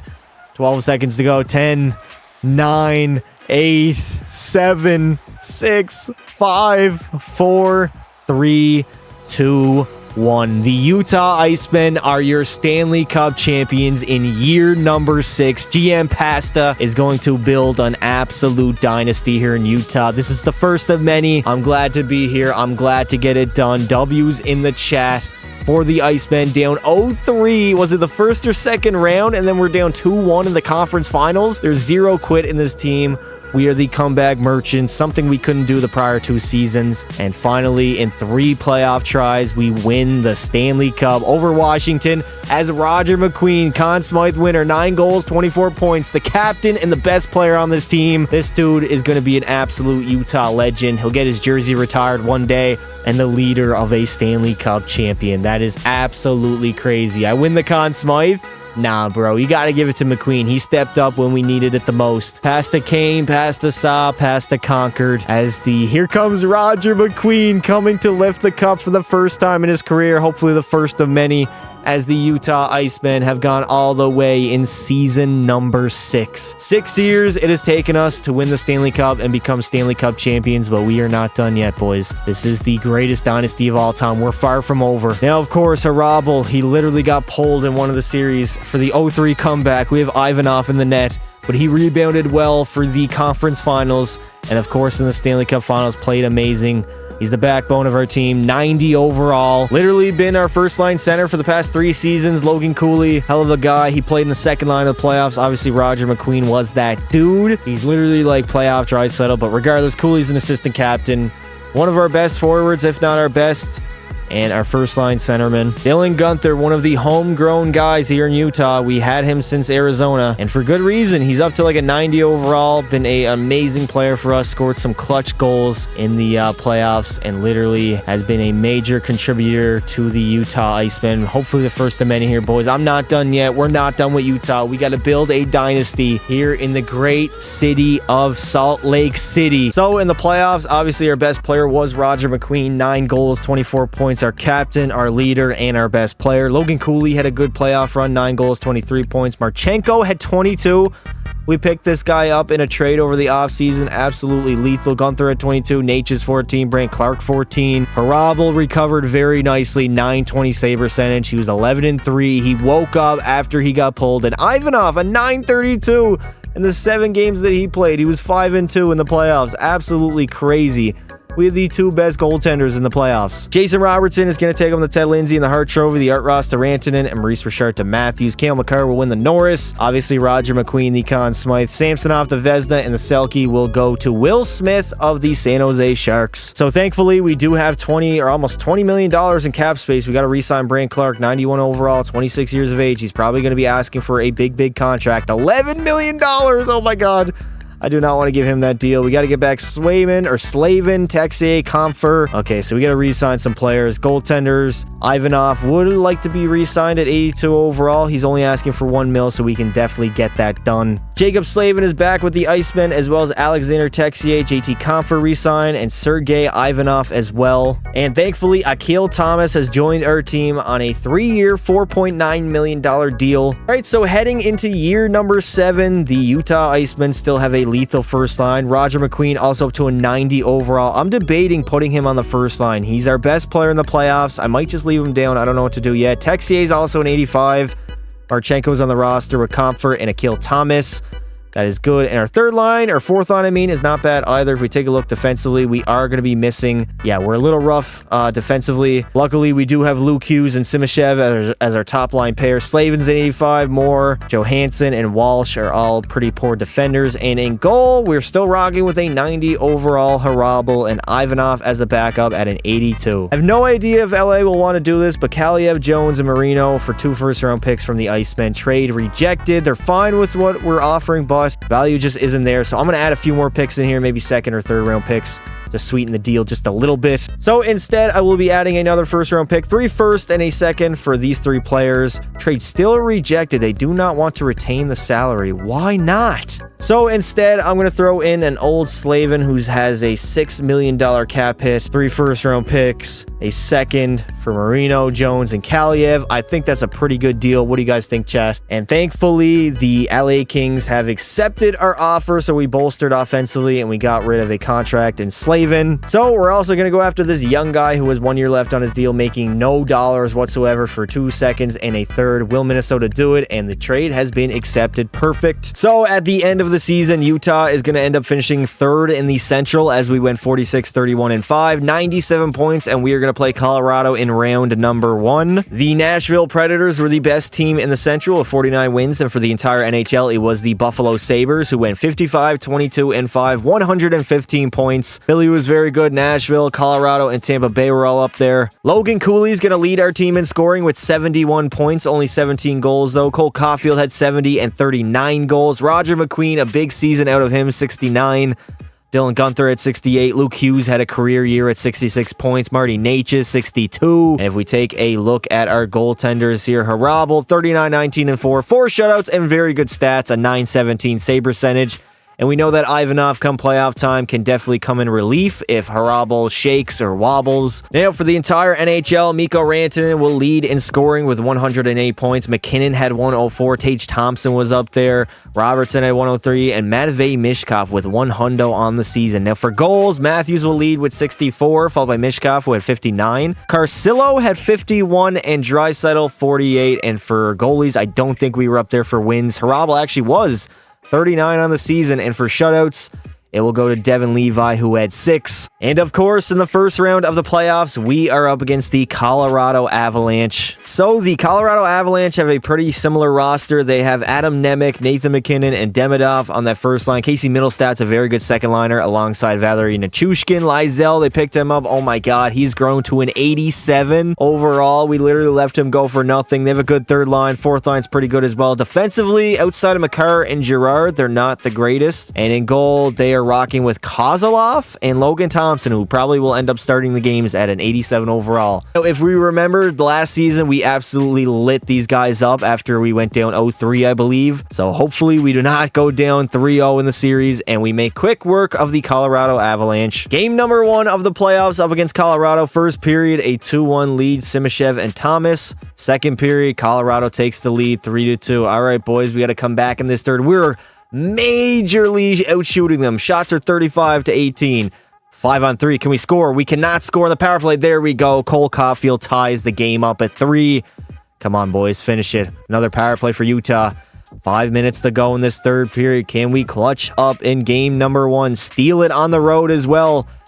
And the Colorado Avalanche are going to score with, what was it, 5 seconds remaining in the third period to steal game 1. Game number 2 in Colorado. First period, a 4-0 lead for the Avs. What is going on in Utah? Second period, 7-0 lead. In the third period, they absolutely destroyed us. 10-1 in game number 2. I might have to make some changes. This is a must-win game. We cannot go down 0-3. First period, 1-0 lead for Colorado. Cale Makar. Second period, oh my God, Harabel is still in the net. I forgot to turn off auto-rotate goalies. We got a tie game.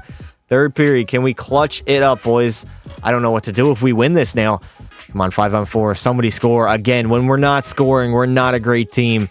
Like, for some reason, we just go through these dry spells that absolutely eat us apart. 3 minutes to go. 2-1, and it looks like we are headed to overtime, chat. All right, here we are in overtime of game number 3. Trying not to go down 0-3 in the series is going to be tough. We are in Utah. Look at all the blue in the crowd. Finally, Harabel's pads are actually what they should be. Empty net. Nice delay penalty. Here we go, McQueen.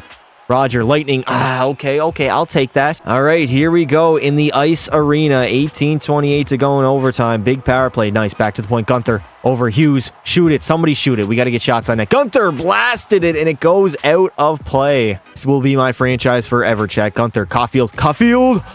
Oh, scoring Caulfield. We need Cole Caulfield. The bear one. Get on that forecheck, boys. Oh, my God. I got us. I don't know why I had us conservative. Get on that forecheck. There we go. Back check, forecheck, paycheck. Makar coming in. Nice. Body him. Move it up. Caulfield. Move that puck. 2-on-1. 2-on-1 with Roger. Oh, no. Girard stole it. Power play is over. Why is Gunther playing the point? Does he play the point on the power play? That might be it. Marty Natchez moving it on up. Marty Natchez, come on, brother. Back. Gunther, blast it. Great save by Logan Thompson. He's going to play that, though. I am hoping we get a goal very early here. I might mess with the slide. Oh, no. I might have to mess with the sliders to make the goalies worse here in overtime, just so when we jump in, we don't go second and third overtime. There it is, McQueen! Gets absolutely robbed. The last thing I want to do is sit here and watch the computers play for like 20 minutes. I want this to be one and done. Even if we lose. Martin H. Caulfield!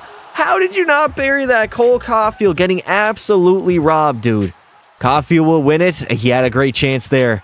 11 minutes to go in overtime. Come on, Dylan Gunther. Come on, brother. No, what are we doing? Lysell, a former Utah Iceman. Demidov skating in for Colorado. Rips it. Man, defensively in the game, we perform very well.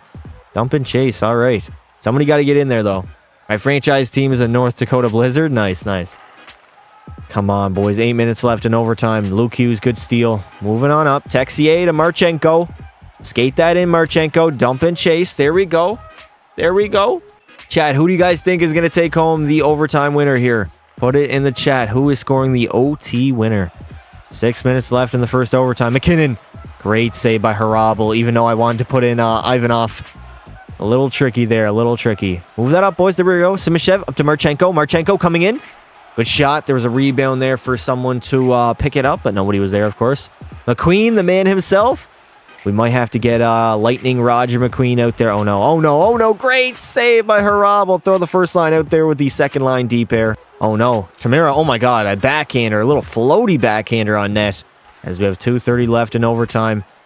Our captain McQueen is out there. Oh, no. Great save by Harab. Get it out, boys. Jones moves it up to Caulfield. Oh, my God. Caulfield got buried. Full pressure. Full pressure. No, no, no, no, no, no. Milano in the corner. Less than a minute to go in overtime. Taves. Why is Taves behind the net? Our goalie has no energy. Move it up, Caulfield. Move it up, Caulfield. Move the puck. Why is Cole Caulfield not passing? You might be on the trading block in the offseason, brother, if you keep performing. Oh, my Lord. Caulfield, why are you making that? 16 seconds to go. And it looks like we are going to have double overtime on our hands here in game number 3 against the Colorado Avalanche. One last rush. Yeah, we are going to double OT, boys. All right. I'm okay with that. All right, here we go. Second overtime. Hopefully somebody can bury it and we don't go to triple overtime. That would be absolutely horrible. McKinnon on the forecheck. Mac Daddy doesn't get it to go, though. Luke Hughes to Dylan Gunther. Dylan Gunther, what are you doing? Luke Hughes again. Over. Caulfield. In the middle, rebound, and it's the man himself. Roger McQueen buries the overtime winner, and we do not go down 3-0 to the Colorado Avalanche. We're back in this series. Can the Utah Icemen tie up the series? 3-1 lead after one. McQueen, Kaliev, and Hughes. Second period. Okay, Nathan McKinnon gets the Colorado Avalanche back to within one, and they tie it up. Tyler Bertuzzi. The Icemen are choking. Come on, boys. We need a big third here. A massive third period. Can we pull the rabbit out of the hat and tie up the series at two apiece, I should say. 5 minutes to go. No, not another overtime. Are you kidding me? 1 minute to go, and we're back to overtime. All right, we have another overtime on our hands here in game number 4, trying to tie up the series at 2 apiece. I did lower the goaltender, so we should have a goal much quicker. And there's way more Colorado fans here in Game 4 than there were in Game 3. I have no idea why. That's honestly a little bit odd. I see so many Avs jerseys in the crowd. Why would there be so many Avs jerseys in Utah? There we go. Delay penalty. Gunther. Shoot on net. Gunther. There it is. Caulfield. Cole Caulfield. Overtime winner. And we tie up the series at 2 apiece. Can the Utah Icemen take a 3-2 series lead? 2-0 after 2 or after 1. Second period. A 3-0 lead heading into the third. We got to shut the door. Harabel. If you want the crease, brother, you have to shut the door on this third period. 11 minutes to go. 10. We were out shooting them as well. 36-28. They are coming on strong here in the third period. 5 minutes to go. The Utah Icemen, are they going to win their third straight and take a 3-2 series lead over the Avalanche? And the Icemen close the show here in round number 1. First period, no score. Okay, second period, a 1-0 lead for the Utah Icemen. I'm not going to trust Harabel with a 1-goal lead. I feel pretty confident Colorado's going to tie up this game at least. There we go. Carrier right away. I knew that was coming. 1 goal is not enough. If we had a multiple goal lead, there we go. Johansson, 2-1 lead. 8 minutes to go in the third period. Can we shut the door? 5 to go. 3-1 lead. JT Compher. Oh no, Sonny Milano. There we go. Compher again. 2 minutes, 1, and the Utah Icemen are off to round number 2, winning 4 straight over the Colorado Avalanche. And in the second round, we are going to be facing the Nashville Predators, so let's go ahead, take a look at their roster. So I do believe we played the Preds last season. They still have Forsberg, but he's down to an 86. Kemel's their best player at a 90. Their top 2 lines are pretty decent. They don't have the greatest depth, but defensively, they're okay. I'd say they're mid at best. We might have better defense, and in goal, they are rocking with a 90 Askarov, who we lit up last season. But of course, he's a very good goaltender and could steal them a game or two, or maybe even the series, honestly. Game number 1 of the second round. First period, a 1-0 lead. Nice Caulfield. Second period, 2-1 lead. Dylan Gunther. Absolutely beautiful. Can we keep this lead in the third period? Harabel, shut the goddamn door, dude. We got 10 minutes to go in the third period. Dylan Gunther again gives us the 2-goal lead. A nice little insurance marker there. The Utah Icemen, 5 to go. Will they take a 1-0 series lead over the Predators? And they have done it, taking game number 1, 4-1 over the Preds. Game number 2, here we go. First period, 3-1 lead for Utah. Natchez gets a pair, and Walsh as well. Second period, 3-2 lead. Okay, only up by 1. They could easily get back in this game. Power play. Can we score on the power play? We do not get a goal. We're not good on our power play for some reason. We don't give up a lot of power plays, but when we are on the PP, we tend to struggle in the playoffs, or at least in the real-time sim. There we go. Johansson gets an insurance marker.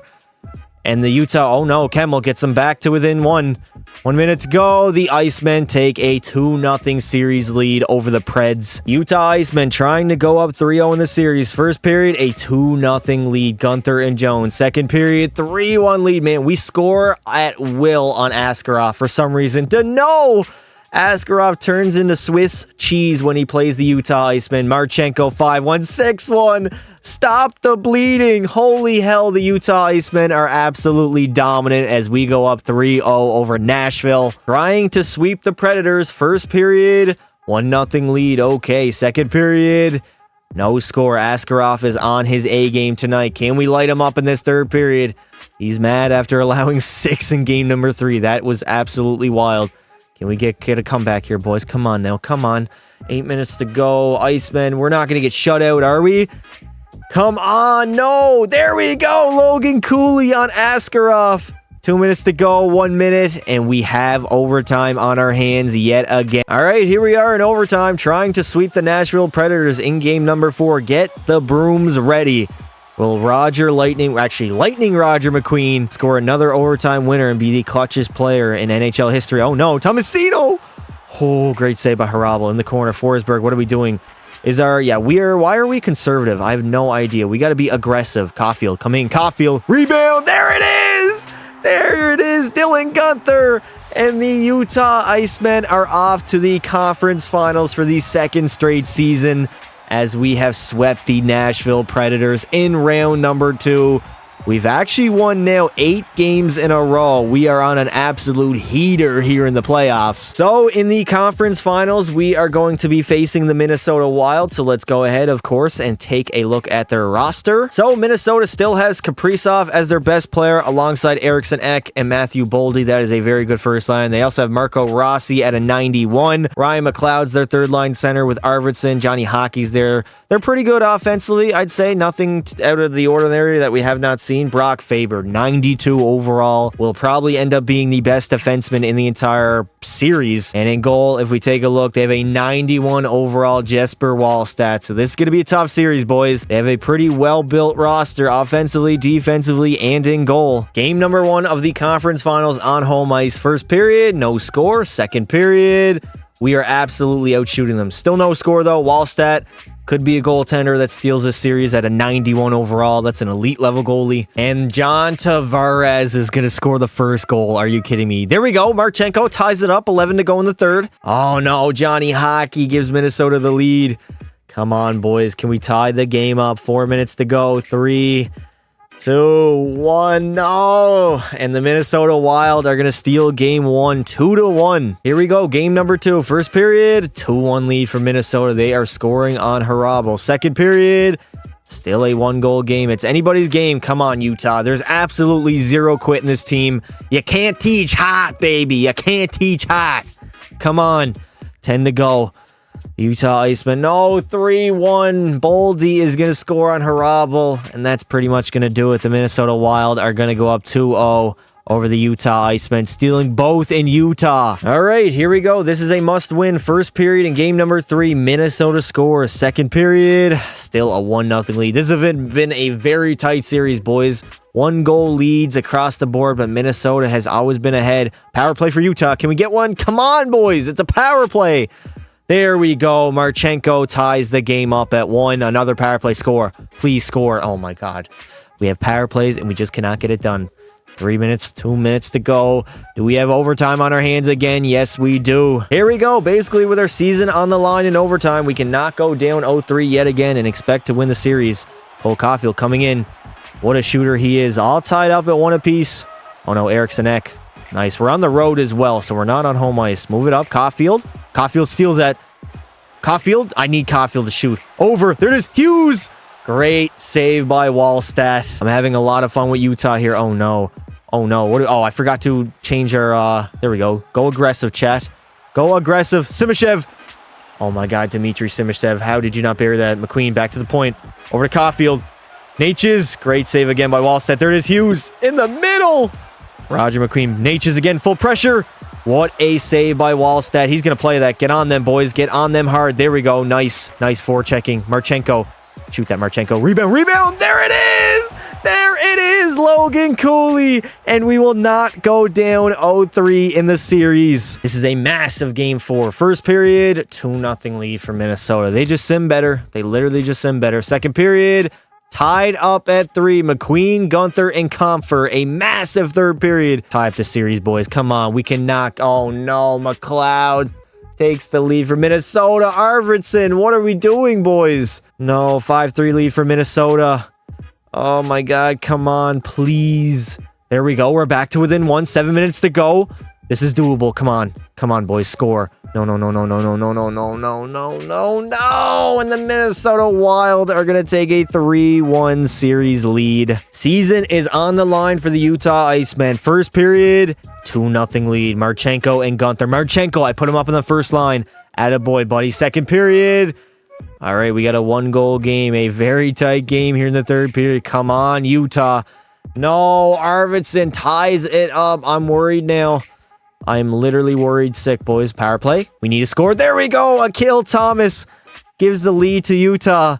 7 minutes to go in this third period. Marchenko again. Absolute beauty. And the Utah Icemen are going to be forcing a Game 6 back in Minnesota. Will the Utah Icemen force a Game 7? First period, 1-0 lead, Dylan Gunther. Second period, 2-1 lead for Minnesota. No. No, no, no, no, no. 3-1 lead. You're off. Oh, my God. No. Come on. There we go. Dylan Gunther gets us back to within 1. There we go. Luke Hughes on Wallstedt. We have all the momentum. Please. Please. Come on, Utah. We need a goal. Oh no. Oh no. Kill it off. Thank you. Thank you. Power play. Power play. No, we don't score. 5 minutes to go in the third period. No, no. The Minnesota Wild. I'm jumping in. All right, here we go. We're down by 1 in the third period here. 3:10 to go. I got to up my no, no, no, no, no. I made a change. My bad. My bad. No, no, no. You're off. Coming down. Damn it, why did I make it? They have full pressure right off the rip? What are you talking about, EA Sports? EA does not want to see me succeed. Caulfield. Cole Caulfield. Cole Caulfield. Why are you doing that, Caulfield? Cooley, full pressure. Cooley. What a save by Wallstedt. He's going to play it. Get on that forecheck, boys. Oh, my God. What are we doing? I have full forecheck. Get in there. 24 seconds to go. No. No, the Utah Icemen. Are they going to be eliminated? They're going to be eliminated, aren't we? Oh, my God. One last rush. Hughes gives it up to Gunther. Dylan Gunther moves it up. Cooley. Logan. Cooley. Gunther. And a great save by Wallstedt. We literally need to win this draw. If we lose this draw, we're cooked. 8.4 seconds to go. McQueen, come on, brother. We need this win. Nice. Back to the point. Back to the point. Shoot. Oh, get in there. 4 seconds. No, and the Utah Icemen are going to get eliminated by Minnesota in 6 games in the conference finals. As we are not going to be going back-to-back, the Icemen made an absolutely great effort, but we just couldn't get the job done. Minnesota, we're ahead basically this entire series, and we head to the off-season now. And of course, we would end up losing to the eventual Stanley Cup winning Minnesota Wild as they beat Buffalo in 6 games in the finals. If we do take a look at the playoffs, Dylan Gunther led our team, 9 goals, 16 points. McQueen also had 16. Luke Hughes was very good. Caulfield, Marty Natchez at 12, and Marchenko 11. Rantanen is going to take on the Ted Lindsay, Art Ross, and Hart Trophy. Matthews to Maurice Richard, the Norris to Cale Makar, the Conn Smythe to Johnny Hockey, Devin Levi will take home the Vezina, and the Selke will go to Robert Thomas of the St. Louis Blues. So we have 19 mil in cap space. We got to get back Kaliev. He's going to be asking for a decent deal. Also Marchenko and Marino, I would like to get back. Texier could be a guy we let walk, honestly, and Comfer. We can pick up older guys like that. They're not going to be asking for big contracts. For goalies, our goalies are signed, which is perfect. So Texier has rejected our offer. Not too many players at my position at your depth chart. What? There's too many? Kirill Marchenko has decided to resign. Comfer is back. Kaliev is renewed. Marino is rejected our offer. Okay. And we got back this guy as well. We did end up getting Texier back, and we do not have cap space for John Marino. Perfect. We're growing into offseason, hopefully with some cap space. I don't think we are, actually, to be honest. So we were unable to hit on Matvey Mishkov, but instead, I'm going after Comtois for Chaka, Parrish, and Alexander Texier. Actually, I think I might keep that Parrish guy. Screw it. We'll go for it. Philly has accepted our offer. Perfect. So heading into year number 8, we still are rocking with the same first line with Caulfield, McQueen, and Gunther. We also have Natchez, Cooley, and Kaliev. Maxime Comtois, we picked him up. He's going to play third line minutes with Marchenko and Akil Thomas. And on our defensively, Simishev and Luke Hughes are our top line pair. The rest of our D-core, honestly, is pretty rough. We should pick up some depth defenders and maybe a depth forward. And in goal, we still have Harabel at a 90 and Ivanov at an 82. So we're going to be trading Cole Caulfield as his contract is up at the end of the season for Tej Ginla. 3 years left on his deal, already the same overall as Cole Caulfield, and he's 24 years of age. Let's see if Chicago will accept my offer, and they have 1-for-1. So the Montreal Canadiens want to give up Sean Farrell. Now, I don't know if they want to retain salary. Hopefully, they will not mind for a first, a second, and a third. Let's see if they will do it. Trade rejected. Okay, so they are okay with retaining salary. Just need to add a little bit more in here. We'll add another second-round pick to the mix here. Maybe a 7th, because they want a 7th, and a third-round pick. Let's see if they will do that. Montreal, trade still rejected as they don't want to retain salary. Okay. Much better and more fair of a trade. So we're going to be giving up Akil Thomas, a 7th, a 3rd, 2nd, and 1st for Sean Farrell. And the Montreal Canadiens have accepted my offer. We'll see you out on the ice. So here is a new look at our forward core. Obviously, Ginla is going to be on the first line with McQueen and Natchez. We got Gunther, Cooley, Kaliev, Comtois, Marchenko, and Farrell. We are a very deep team offensively, the best offensive juggernaut in the entire NHL. And now it is time to make the playoffs. We're a little bit behind, so we need to win hockey games. So, unfortunately, Utah just barely missed the playoffs. 89 points as we went 42, 35, and 5. Minnesota was at the top of the Central and for the entire NHL as well. Ginla is going to end up leading our team in goals with 37 and points with 85. Logan Cooley had a 30-goal season, also 79 points. Dylan Gunther had 75. Farrell, 70. Luke Hughes had 68. McQueen, 66. So McQueen actually had a big step back. I mean, he had 69 last year. He's not going to be like an 80, 90-point guy, but come playoff time, this dude really shows up. Unfortunately, we are not going to even make the playoffs. Marty Natchez at 65. Kaliev, 57. If we take a look at our goalies, Harabel played the entire season and had a 900 save percentage. I forgot to turn on auto-rotate goalies. Matthews going to end up leading the entire NHL in goals with 67 and points with 105. And the Edmonton Oilers would go on and win the Stanley Cup, sweeping the Sabres, who lost in back-to-back Stanley Cup finals. Matthews is pretty much going to take home all the awards. The Norris will go to Cale Makar, the Conn Smythe to Evan Bouchard, Askarov the Vezina, who now is on the Edmonton Oilers. Are you kidding me? And the Selke Trophy will go to Alexander Barkov. All right, Luke Hughes, I'm sorry, brother. You got 1 year left on your deal. You are a great defender. You've been a great defender for us for a very long time. But Matvey Mishkov making a little more dollars. 4 years left on his deal. Trade values around the same. Will Philly accept it? And they have 1-for-1 Luke Hughes for Matvey Mishkov. All right, so heading into the 9th season with the Utah Icemen, we have an absolutely loaded forward core. Ginla, Cooley, and Mishkov on the first line, 92, 92, and 92. Kaliev, McQueen, Natchez.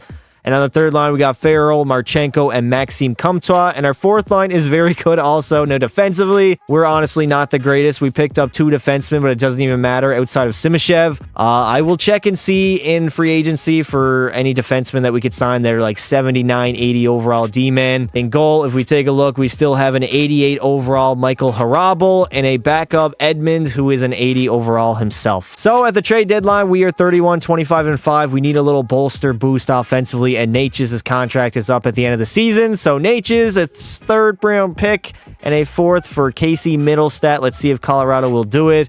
And the trade has been accepted. So thankfully, the Utah Icemen are back in the playoffs. 92 points. We went 42, 32, and 8. St. Louis was the best in our division. And for the entire NHL, it was also St. Louis. Now, Roger McQueen is going to have a career season. 19 goals, 84 points, leading our team. Mishkov only scored 39 goals. This dude was a former 70-goal scorer. 73 points as well. Logan Cooley at 64. Kaliev, 63. Ginla, 62. Farrell had 57. Middlestat, 53.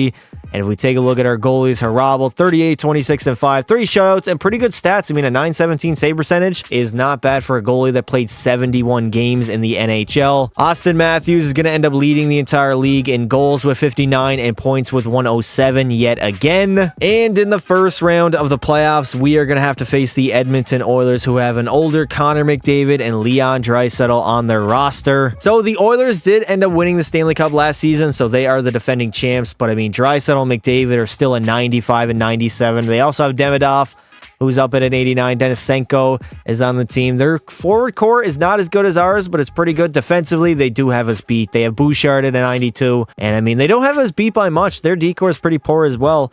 And if we take a look at their starting goalie, a 92 overall, Yaroslav Askarov, won the Vezina. And I mean, they won the Stanley Cup last season, so this is going to be a tough matchup in round number 1. But I believe in the Utah Icemen. Let's do this. First period, a 1-0 lead. Kaliev gets us on the board. Second period, still a 1-0 lead. Now, we should be able to score.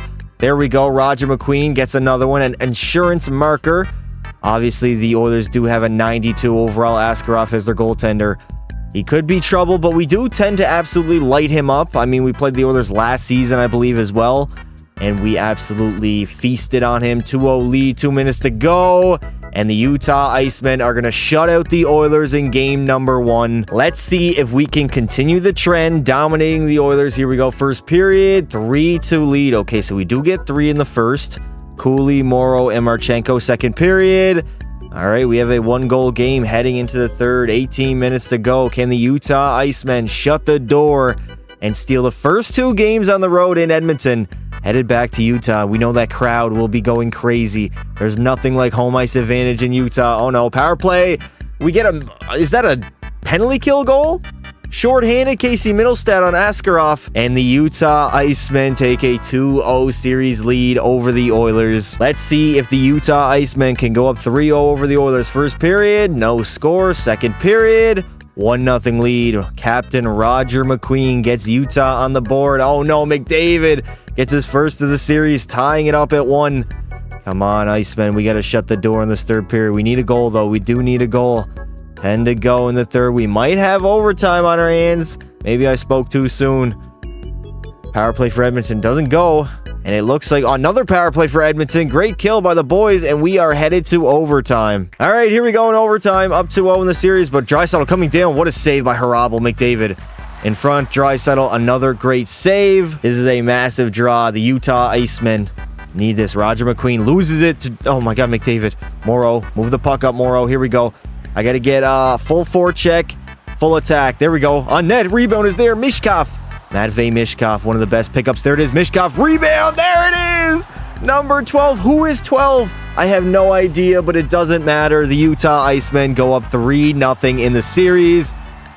And we put the Edmonton Oilers on the brink of getting swept. All right, so let's see if we can sweep the Edmonton Oilers in the first round. First period, 2-1 lead for the Edmonton Oilers. Okay, they're coming out swinging. Obviously, their season's on the line. Second period, 5-1 hockey game. I'm just going to sit in the third. 7-4. They absolutely blew us out, but I mean, their backs were against the wall. All right, 3-1 series lead. Here we go. First period in Edmonton, 2-0 lead for the Oilers. No way. There's no way this is happening. Second period, 6-1 lead.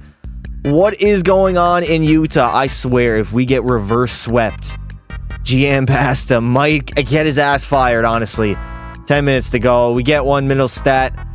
7, and that is game. The Oilers force a game 6, I believe. Utah desperately needs to shut the door. Here we go. First period, 2-1 lead. Okay, Kaliev and Cooley.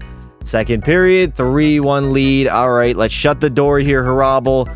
Not go to game 7. Obviously, we lost the last 2 games. We got dominated. But can we shut the Edmonton Oilers down here in the third period? 9 to go. Come on, Utah. Punch our ticket to the second round.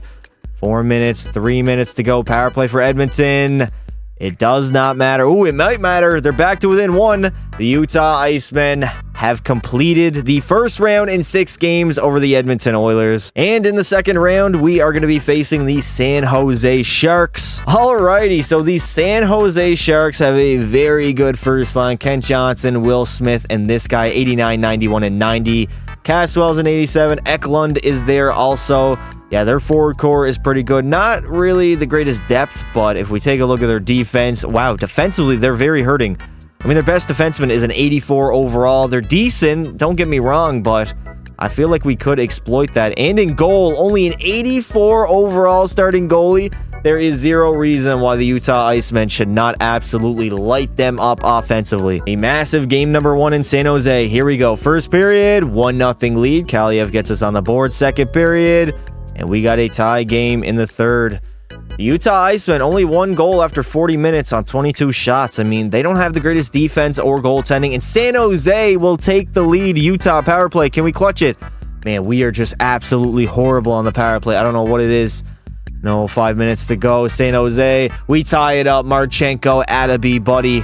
There we go. We got a tie game, and we have overtime in game number 1. All right, here we go in overtime up against San Jose in game number 1 on the road. Let me adjust my forecheck to make sure we are pressing very hard. Pause. Shabak coming in. Good D by Morrow. Move that up, Morrow, up to Mishkov. Matvey Mishkov. Over. McQueen. Aginla couldn't put it home. Back to the point. Simashev. Morrow doesn't get a shot on net. McQueen again. Over to Mishkov. Over to Simashev. Back to Morrow. And we don't get a great shot on net, honestly. Body him. Aginla. Absolutely body him. That is who scored the overtime winner. Tej Aginla. I absolutely forgot who was number 12 on our team. Aginla again. Trying to skate it in. Aginla. Over in the middle. Oh, Roger McQueen almost buried that. That is crazy. No. In the middle. We gotta make sure we play good defense here. Simashev. Move that puck up, Simashev. Nice. Up to Morrow. Morrow leading the rush. Out in front. Morrow blasted. Was that off the post? That might have been off the post. Middlestat in the middle. Cooley. Morrow again. A floaty little backhander on net. I have no idea why I told him to shoot.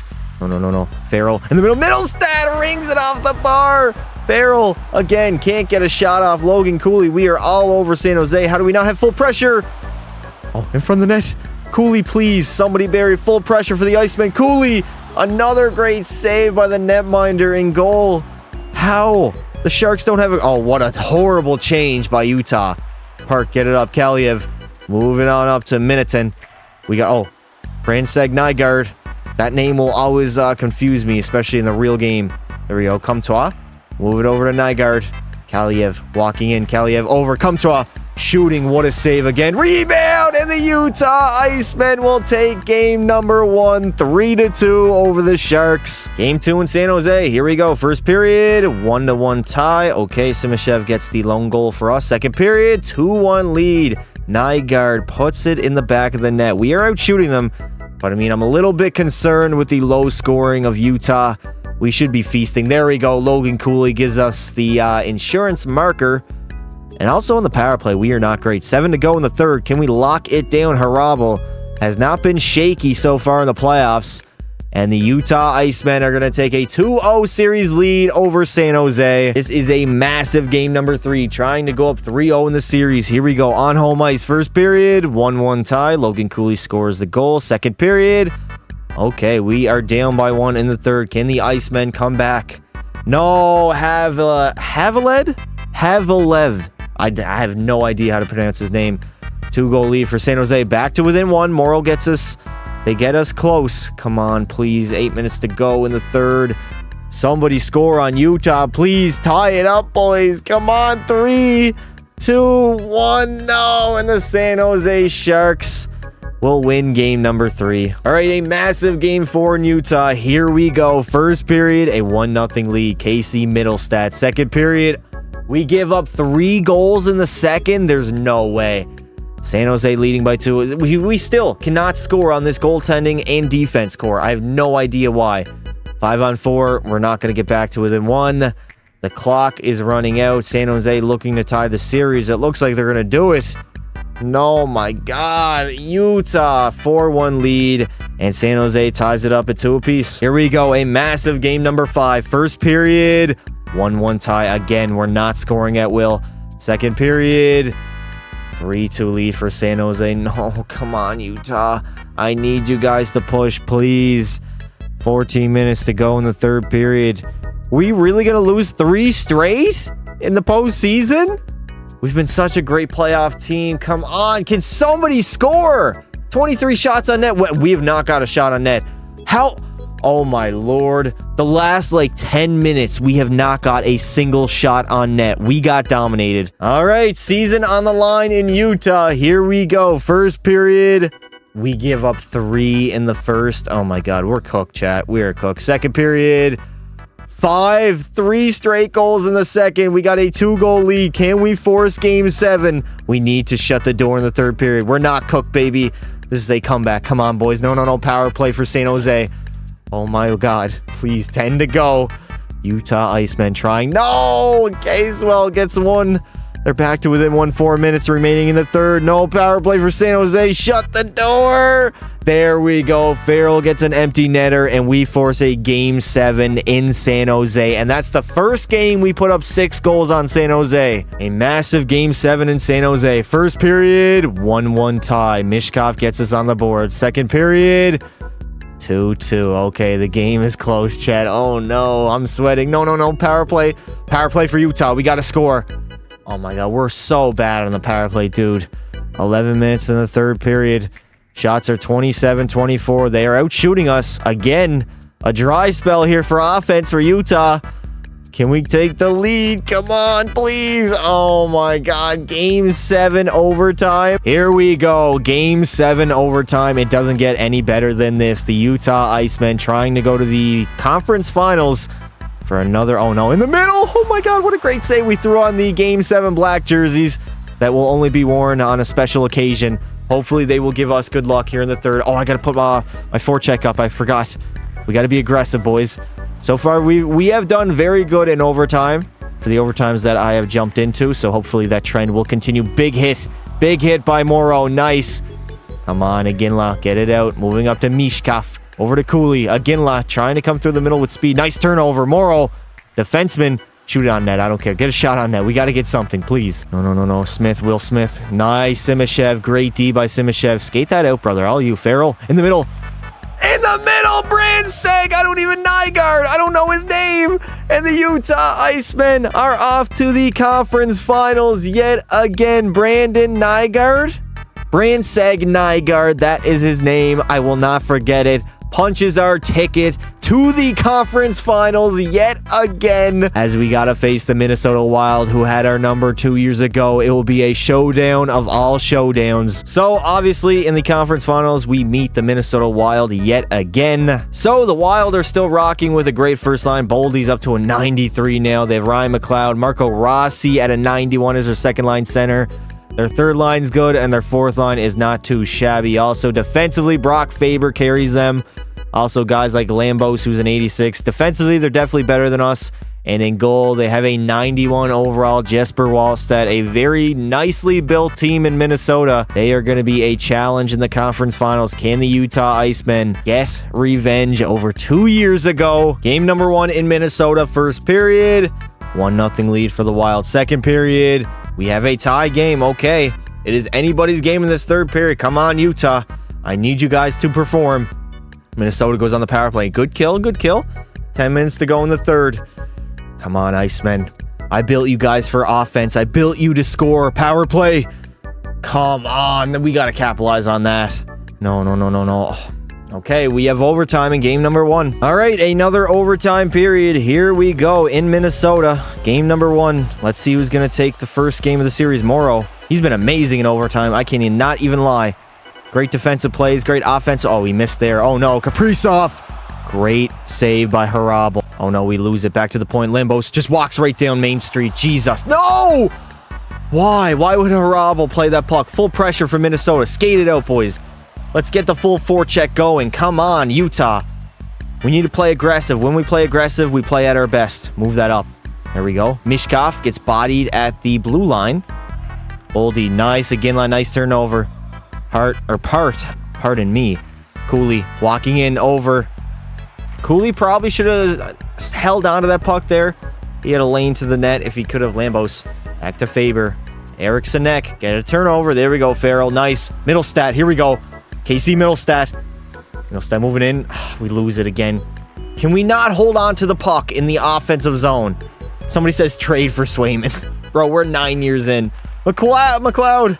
I'm stuttering my words. Forward play him, nice. Get the puck out, McLeod. Oh no, Lambos.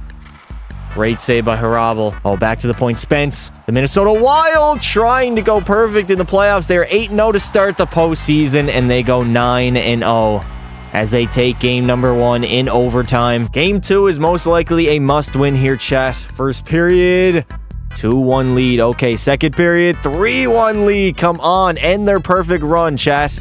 The Utah Icemen trying to give Minnesota their first ever loss in the postseason this year. We got a 3-1 lead. We should be able to shut the door. We are a experienced team who has won the Stanley Cup before. 5 to go in the third. 40 shots on net. We are dominating them. Oh no, Kaprizov gets them back to within 1. 2 minutes to go. There we go. We steal game number 2, and we steal home ice advantage as well. This is a massive game number 3. Utah, we got to come out of the gates hot here. First period, 1-1. Okay, second period, we still got a tie game. Okay, I'm a little nervous. No, Mazar takes the lead for Minnesota. Utah, we need an answer here. Come on, boys. I built a perfect team here. There we go, power play. Can we tie it up? No, power play to Minnesota. No score again. The Utah Icemen. Offense is running dry. I have no idea why. Oh my God. And the Minnesota Wild would take a 2-1 series lead. We cannot fall down 3-1 to this Minnesota squad, honestly. If we do, the series might be over. First period, again, no score. 14 shots, though. Second period, another tie game. This absolutely scares me. There we go. Casey Middlestat takes the lead for Utah. Come on, boys. Let's start getting rolling here. There we go. Power play. Can we get another one? Insurance marker, maybe, please? Utah, how long is this power play? We don't get a single goal. Oh my God, why is our power play so cooked? And they tie the game up. Kirill Kaprizov, you bastard. Utah again, take the lead. And we have overtime yet again. All right, here we go in overtime. We need to tie up the series at 2. We cannot fall down 3-1 to this team. They have a very good roster, a very good squad. If we do that, we're pretty much writing our season off here. Shoot on net, Cooley. Beyond the net, Mishkov. In front, Iginla. Great save, Mishkov again. Mishkov. Matvey Mishkov. You got to rip that short side, brother. No. Kaprizov coming down. Kaprizov again. No. In the middle. Great save by Harabel. Thank the good Lord. All right, 17:35. That is a massive faceoff loss. Go. Oh, no. Simishev, move it up. Iginla, let's go. Iginla. Gets board played in his own zone. Doesn't even get it out either. Empty net for Minnesota. Delayed penalty. Are you serious? We took a penalty. Logan Cooley interference. Oh no, we got to kill this off. All right, 16 minutes to go. 2-minute power play for Minnesota. I fear they're going to score on this power play. Oh no. Oh my God, broken glass. Get it out, boys. Move the puck. Oh my God, where are we going with it, defender? Up to, Brandsad Nygaard. Simishev got laid out. Nygaard coming in. Nygaard in the middle. Oh. Who is on the penalty kill? Roger McQueen, get back, dude. What are we doing? We're giving up a 2-on-1 on a penalty kill. Here we go. Lightning Roger McQueen. Up to Nygaard. Nygaard doesn't get a shot on net. I was hoping for a shot there. Okay, penalty has been killed. Perfect. McLeod over to Mazar. No. Mazar. Oh, good stick. Simishev is tired. What a second line D. Farrell, 2-on-1. Farrell misses the entire goddamn net. Are you kidding me? We had a 2-on-1 and we don't even hit the net. That is insanity. McLeod coming in. No. I fear. 11 to go. Oh, no. Get it out, boys. There we go. Farrell, move that up. Middlestat. Let's see what you got, Casey. Over. Nygaard. Farrell. Great save by Wallstat. He made a clutch save there. On net, Middlestat. Down the net, Nygaard in front. Trying to go short side was Middlestat. Again. Over. Blasted from the point. Another great save. We're all over the Minnesota Wild right now, but we cannot score. Nice turnover. Shoot! Nygaard. 0 energy. Nice body him in the corner. Nygaard wins the puck battle. Nygaard again. He's bodying. He wants that puck. He's dead tired, but it does not matter. Brandsag Nygaard. Full pressure. Mishkov. Why are you going short side, Mishkov? Iginla? Jesus Christ. Shoot it! Somebody put it in! Put the puck in the net! What are we doing? We're just shooting the same shot over. Why did we make a change? Why did we? Oh my God. I am going to lose brain cells watching the computers play back and forth. There's a massive draw for Logan Cooley, and he loses it. Of course he loses it. Maybe I should have brought out Lightning McQueen. Oh, we got a minute to go in overtime. I have no idea. I have no idea how this game is going to go. Aginla is dead tired. Should we play our third line, chat? Play our third line. Screw it. Aginla dump the puck in. Shoot it on net. Go for a change. All right, 20 seconds go. That was a waste. An absolute waste. 15 seconds left in the period. And over. Oh, that was risky. McQueen, where are you going? Oh my God. This computer AI is so piss poor. Are we going to lose here because of that? Harabel plays it, and we are headed to double overtime. All right, double overtime. The Utah Icemen trying not to go down. 3-1 in the series, trying to tie it up at 2 apiece. We had a lot of chances in the first overtime, just could not bury it for some reason. Mishkov. Logan Cooley was low-key on a breakaway there, but he didn't send him. He did not send him. Get on there, Logan Cooley. There we go. Full forecheck. Keep that in, Mishkov. Throw our second line out there. Aginla, dump it in, dump it in, dump it in, dump it in, Aginla. Please dump and chase. There we go. Get our second line out there before we get too tired. Oh, no, they skate in. Kaprizov. Good D, Kaprizov. I'm a little nervous. Also, chat, rate the pads for Harabel, 1 to 10. I think they're pretty clean. Middle stat. Over. And there we go. We tie the series up at 2 apiece with a great overtime winner, as the Icemen will not fall down 3-1. W's in the chat, boys. In Minnesota, game number 5, best of 3 the rest of the way. First period, and we give up 3. Are you kidding me? Second period. All right, it's a 1-goal game. Middlestat and Kaliev. Can the Utah Icemen come back in this third period? Please, somebody. Roger McQueen, I need you to step up. This has been by far your worst postseason in Utah franchise history. There we go. Logan Cooley ties the game up at 4. Come on, Utah. Take the lead here. 5 to go in the third. Are we having overtime again? Or will the Icemen prevail? Please, somebody score.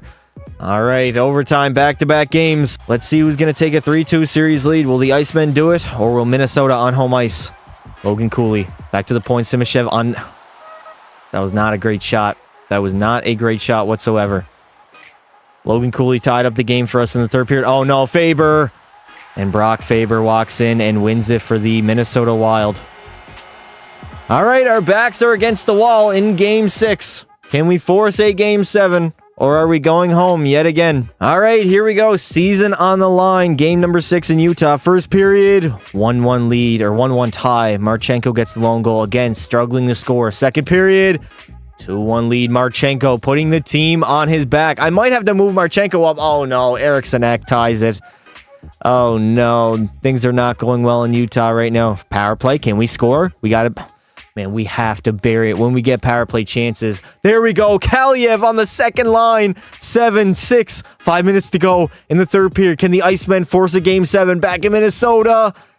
And they are going to get the job done, forcing Game 7. All right, boys, this is what you live for. Game 7 conference finals. Winner goes to the Stanley Cup finals. First period, 1-1 tie again. Kaliev, another goal. Second period, 2-1 lead for Minnesota. No. Please, no. All right, here we go. A massive third period. Power play. There we go. Mishkov ties it up. We got a 2-2 tie. Come on, please. Roger McQueen, step up. You've been quiet this entire playoff run. Utah, we need a goal. Utah, we need a score. No. 7 to go in the third period of Game 7. 5 minutes to go.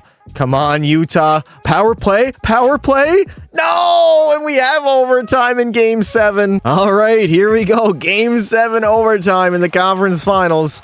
Winner goes to the Stanley Cup finals. Can we do it? Can we punch our ticket yet again? Beating the Minnesota Wild. McQueen, I need you to step up big here, dude. I need a big step up for McQueen. Mishkov, back to Morrow. In the middle, McQueen. Oh my God, Wallstat made the save. This is a massive draw for Logan Cooley. Can he win it? He does. Back to the point. Logan Cooley again. He's looking. Cooley. Why? Why do you not cut to the net in the middle? Wallstat again. Makes the great save. Cooley. Logan Cooley choked. Absolute choke job. How do you not bury that?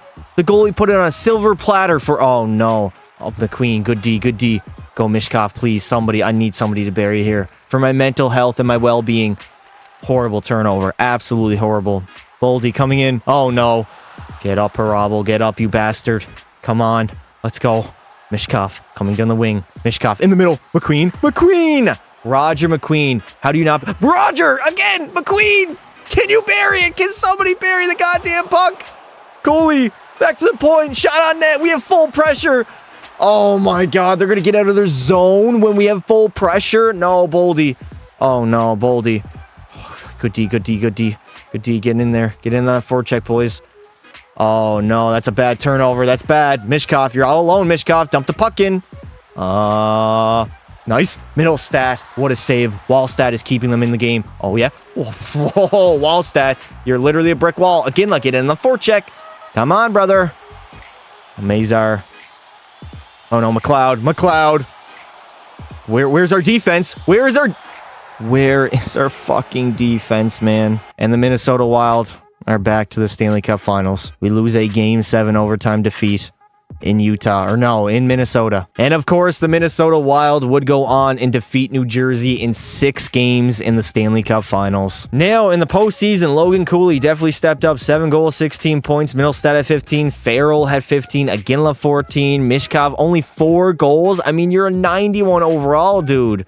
Roger McQueen, -8. I don't know what to do with our captain, boys. He did not show up in the playoffs whatsoever. Mishkov was a -11. Dear God. Tage Thompson is going to take home the Ted Lindsay and the Hart Trophy, while the Art Ross and Maurice, Jesus Christ, I butchered that, chat. Thompson, the Ted Lindsay and Hart Trophy. Matthews, the Art Ross and Maurice Richard. The Norris, the Brant Clark. That's a guy we had. Faber, the Conn Smythe. Harabel will win the Vezina Trophy. And the Selke will go to Alexander Barkov. So we did end up signing Eric Chernak in the offseason free agency and Olin Zellweger as well. So heading into our 10th season in the NHL with the Utah Icemen. On our first line, we have Cooley, Mishkov, and Arthur Kaliev. Okay, Middlestat, Farrell, and McQueen on the second line. Aginla, who's down on the third line. Actually, I'm going to throw him up on the first line. Kaliev, you can play third line minutes with Marchenko and Comtois. And then our fourth line is pretty good also defensively. Yeah, we are hurting defensively, so I might want to pick up somebody. Who do we trade offensively, though, is the question. And in goal, we're still rocking with Harabel, who is back up to a 90 overall after winning the Vezina. He's pretty safe and sound. All right, so we are going to make a splash here in the offseason. Cooley in a first-round pick for Mo Sider and Colby Dock, I think his name is, the brother of Kirby. Let's see if it will go through, and the trade has been accepted by the Detroit Red Wings. We'll see you out on the ice. All right, the next guy we're going after is Lapierre from the New York Islanders. They do want to give him up. We'll give up a 4th, a 5th, a 6th, and a 2nd. Let's see if it will go through. And trade rejected. I will slot in a first-round pick here to sweeten the deal a little bit, and luckily they have gone through. I have no idea if Philly will retain salary. Nobody ever does, honestly. But Liljegren for Velo, straight up 1-for-1.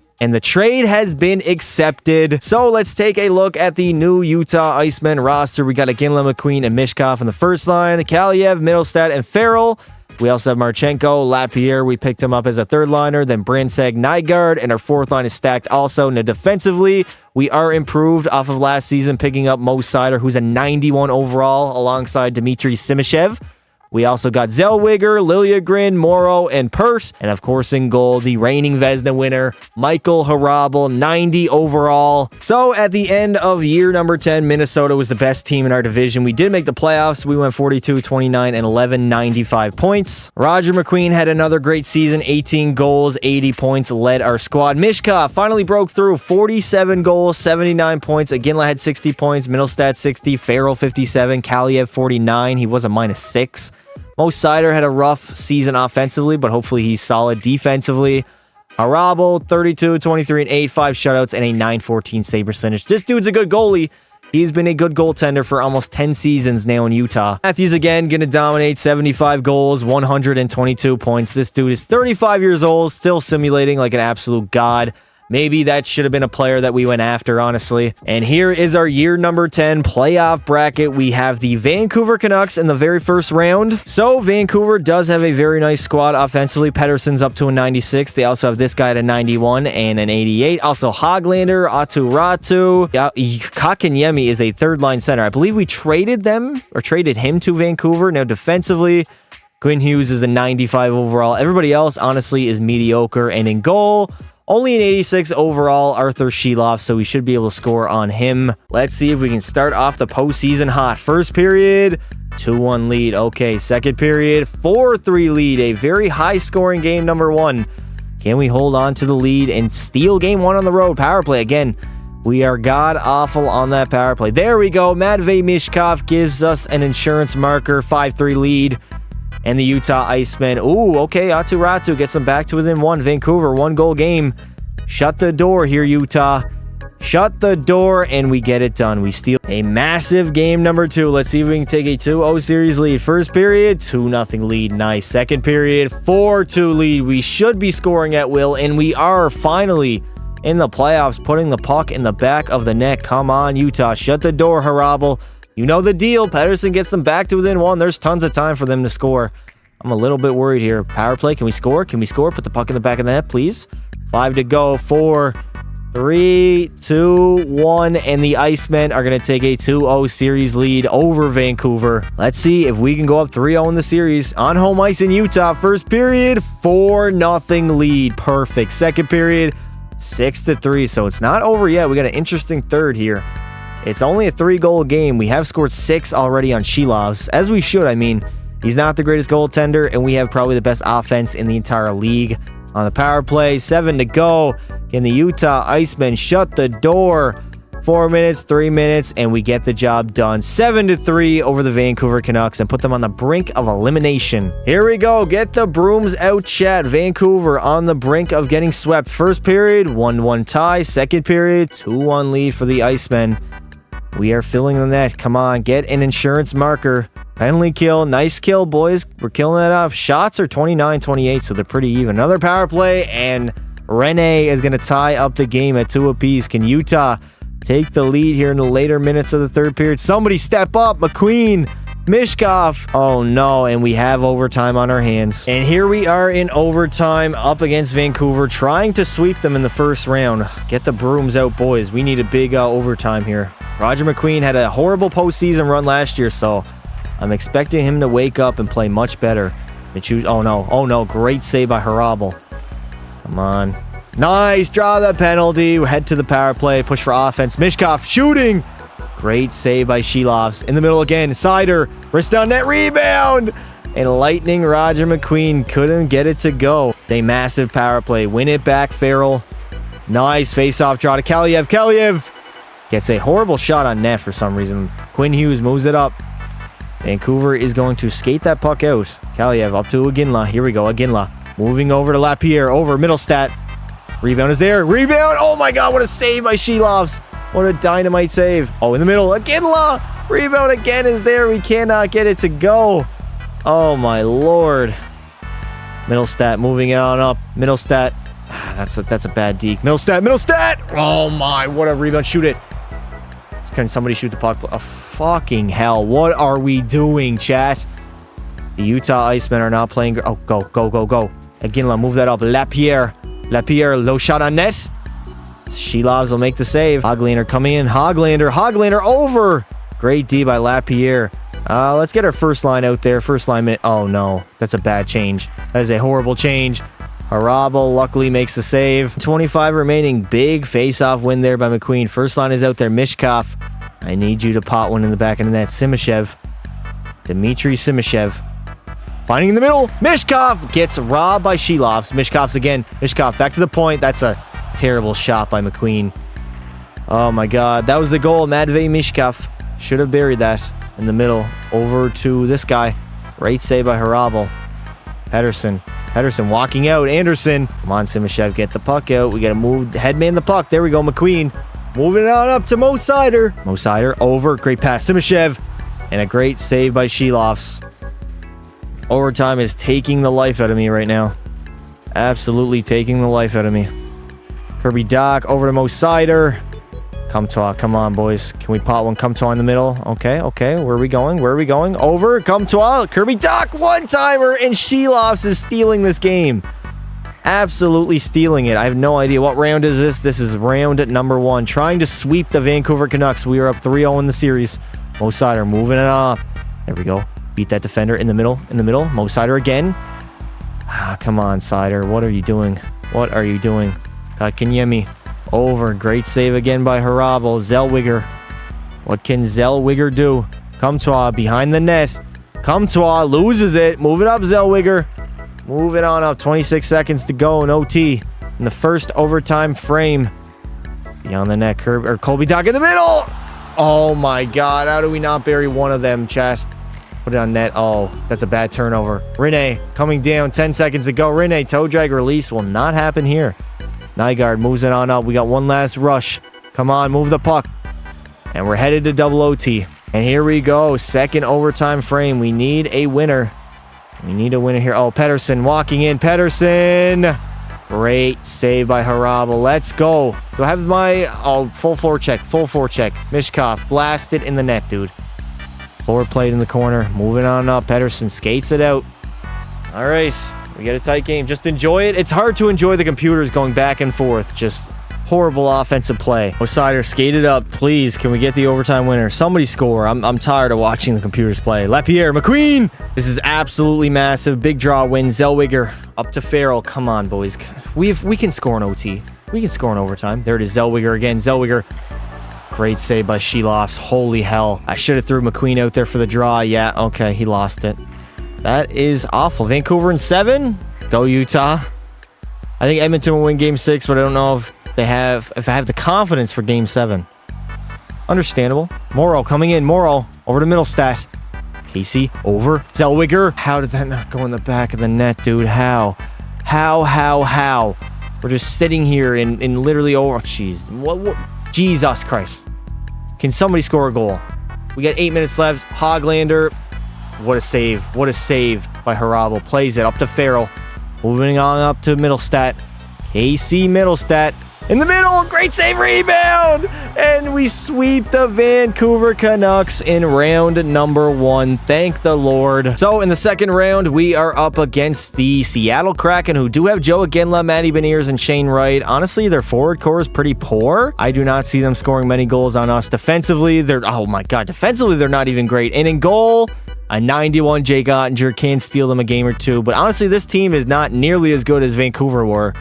So we should sweep these guys as well. Game 1 of round number 2 in Seattle. First period, 2-1 lead for the Kraken. Second period, we tied that shit up, baby. Here we go, Utah. I honestly don't want another overtime period. I might have... There we go. Aginla gets us the lead. 10 minutes to go in the third. Come on, boys, come on. I might go to the real-time sim in overtime. At least, if we go to double OT, maybe. 4 minutes to go. Can we hold on to the lead? And we are going to win game number 1. Come on, boys. Undefeated in the postseason. Oh, my God. Why did I say that? First period, 1-0 lead for Seattle. Second period, we tie it up yet again. Come on. Major third period. There we go. Nygaard gives us the lead over the Kraken. We should be able to shut the door. We're better offensively. There we go. Colton Dock. Oh, my God. We are feasting on the Kraken right now, chat. Lapierre as well. And the Utah Icemen will win the game 5-2 and take a 2-0 series lead. Can the Utah Icemen take a dominating 3-0 series lead over the Kraken? First period, 1-0 lead. Kraken score first yet again. Second period, 3-1 lead. Nice, boys. Shut the door in this third period. We should definitely be able to do so. Oh, they're going to get back to within 1. Reed Schofer. Come on now. Shut the door, Utah. 10 to go in the third. Michael Harabel. You were a third period goaltender. 5 minutes remaining. Shut the door, Utah. Come on, boys. Oh, my God. And the Utah Icemen go up 3-0 over the Kraken. Here we go. Trying to sweep the Kraken in round number 2. First period, 1-1 tie. Second period, we still got a tie game, chat. Shots are 26-22. Can the Utah Icemen sweep the Seattle Kraken? Seattle, Shane Wright takes the lead here in game number 4. Can we tie it up, boys? Come on. Roger McQueen, where are you at? When the team needs you, you are our captain. Please tie the game up, brother. 5 minutes go. Power play. We got to score. Okay, we're cooked. We're cooked. I don't think there's going to be a sweep here, chat. No, the Seattle Kraken will win game 4, 2-1. Here we go. This is our year. The Minnesota Wild are out. They are swept. Can the Utah Icemen punch their ticket in the conference finals? 1-1 after 1. Second period, 2-2 after 2. We got a very close game. The Seattle Kraken. There we go. Doc again gives us the lead in the third period. Please, Utah, do not blow this. Harabel, you're a third period goaltender. You can shut the door. You've been here Time and time before. Time and time again is the saying I was looking for. 5 minutes to go. 4, 2 minutes, 1 minute, and the Utes. Oh my God, they score with 37 seconds left. Shane Wright. Now, we're going to do real-time sim for overtime here. For at least the first overtime. Come on now. There we go! Pert gets the overtime winner, and the Icemen are back in the conference finals for the second season in a row. So, in the conference finals, we have to go up against the Chicago Blackhawks, who have a very good first line, and 2 former Utah Icemen, Caulfield and Gunther. Also, shut up Bedard for only being a 92 overall. Their second line is okay.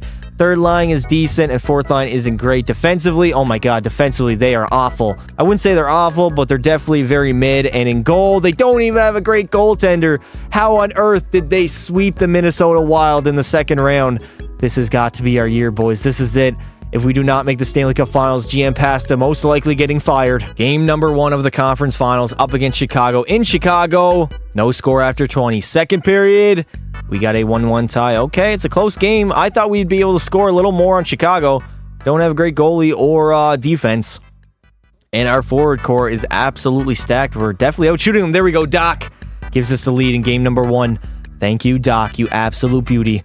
5 minutes to go. Shut the door, Harabel. Dylan Gunther scores on his former team. Are you kidding me? Are you kidding me? There we go. Casey Middlestad and the Utah Icemen have taken game number 1, 3-2. Game number 2, first period, 2-0 lead for the Blackhawks. Second period, 4-2 lead. Why are they scoring at will against us? There we go. Mo Seider gets us back to within 1. We've been a very good defensive team this entire postseason run. Come on now, somebody. There we go. Lapierre ties the game up. That is what I'm talking about. Utah. You cannot teach heart. You cannot teach heart. Please, somebody. McQueen, step up. No overtime. Not again. Not again. All right, we're just going to resume it here, boys. Here we go. OT. Who is going to score the overtime winner? And the Chicago Blackhawks do it. They tie up the series at 1. This is a massive game number 3 in Utah. Here we go. First period, 2-1 lead, boys. Why are we falling behind? Second period, 3-1 lead. No, not again. The conference finals curse. There we go. Mishkov back to within 1. The game is not over. The game is not over. The game might be over, chat. The game might be over. The Chicago Blackhawks are simulating insanely well for some reason. There we go. Lapierre gets us back to within 1. 7 minutes to go. Can we tie the game up? The Utah Icemen on the power play. Oh my God, we can't do it. And the Blackhawks take a 2-1 series lead. There's nothing else needs to be said than this. This is a must-win game in Utah. First period, 2-0 lead. Second period, 3-1 lead. Wow. Wow, I should have made some changes. I definitely should have made some changes. The Utah Icemen offense has run dry. For some odd reason, we forgot how to score in the playoffs after starting at, what was it, 9-1 in the playoffs? Come on, Utah. We are falling apart in the conference finals yet again. Season on the line, and GM Pasta's job is on the line. Here we go. First period, 1-1 tie. Second period, 3-3 tie. Okay. This is a massive third period. Down 3-1 in the series to the Blackhawks. We need this win. We need this win for my career, for my job, for my legacy here in Utah. Don't leave it only be one Stanley Cup win in 10 years, please. Oh no, overtime it is. This could quite possibly be the biggest overtime period we have ever played. If I lose this, my ass is out of Utah. I'm getting fired. There's no way they bring me back for another season. They'll go with a different GM. Honestly, I built a good roster, but for some reason, this Western Conference hump, we cannot get over. Mo Seider skating it on up. Moving in, Aginla over, Seider, blast it. Great save by Sogard. He's going to play that, though. Seider might not win a cup. You got it, bro. I'm a little nervous, chat. I'm not even going to lie. I'm a little bit nervous. Mishkov. Come on, boys. I believe in the Utah Icemen. All the playoff series. Oh, the Chicago Blackhawks win the draw. Rykov, Macy coming in. And Middlestat, go. Go, Middlestat. Skate your ass off, dude. Casey, over. Somebody. We just cannot score for some reason. Fedunov. Over to Horkov. Great save by Harabel. Good job, brother. Oh, no. Oh, no. Behind the net. Back to the point. Chicago's all over us here. Back to the point again. 15 seconds left on the power. And that will do it. The Chicago Blackhawks dominate the Icemen in 5 games, and they are off to the Stanley Cup Finals. 2 years in a row, 3 and 4 seasons losing in the conference finals. Utah Icemen choke yet again. And GM Pasta's time in Utah is most likely up, as there's 0 chance they bring me back for another season. And the Toronto Maple Leafs will get it done in the Stanley Cup Finals. Over at the Blackhawks, in 5 games, they dominated us, as we just cannot get over the conference final hump. Now, in the postseason, Roger McQueen, I mean, he only had 1 goal, 13 apples, 14 points. This dude, I mean, I expected so much more out of him, honestly. 1 goal, 2 goal, 5. He had 9 goals when we won the Stanley Cup, chat. 9 goals. And ever since then, just could not put up the same amount of points as he did that postseason run. And that is going to do it for this insanely long video. I appreciate anybody who stuck through the entire thing and watched it through and through. Now, the Utah Icemen in 10 years, obviously only 1 Stanley Cup, but I believe we made the conference finals 5 times, only won 1 of them, and that was when we won the Stanley Cup that one season. Outside of the first 3 years, obviously, we were rebuilding, but after that, we were a very good playoff team. Only missing the playoffs once after that, but only 1 Stanley Cup in 10 years is not going to cut it, as GM Pasta has been fired. Let me know in the comments below if you guys would like to see another long video like this. I could do another series, maybe controlling a different team or maybe an expansion team. Who knows? Let me know in the comments below. I would like to say thank you all for watching, and until next time, don't be silly. Wrap your willy. And RIP to Lightning Roger McQueen. Dude just did not show up when I needed him the most. He is a Utah legend forever, though.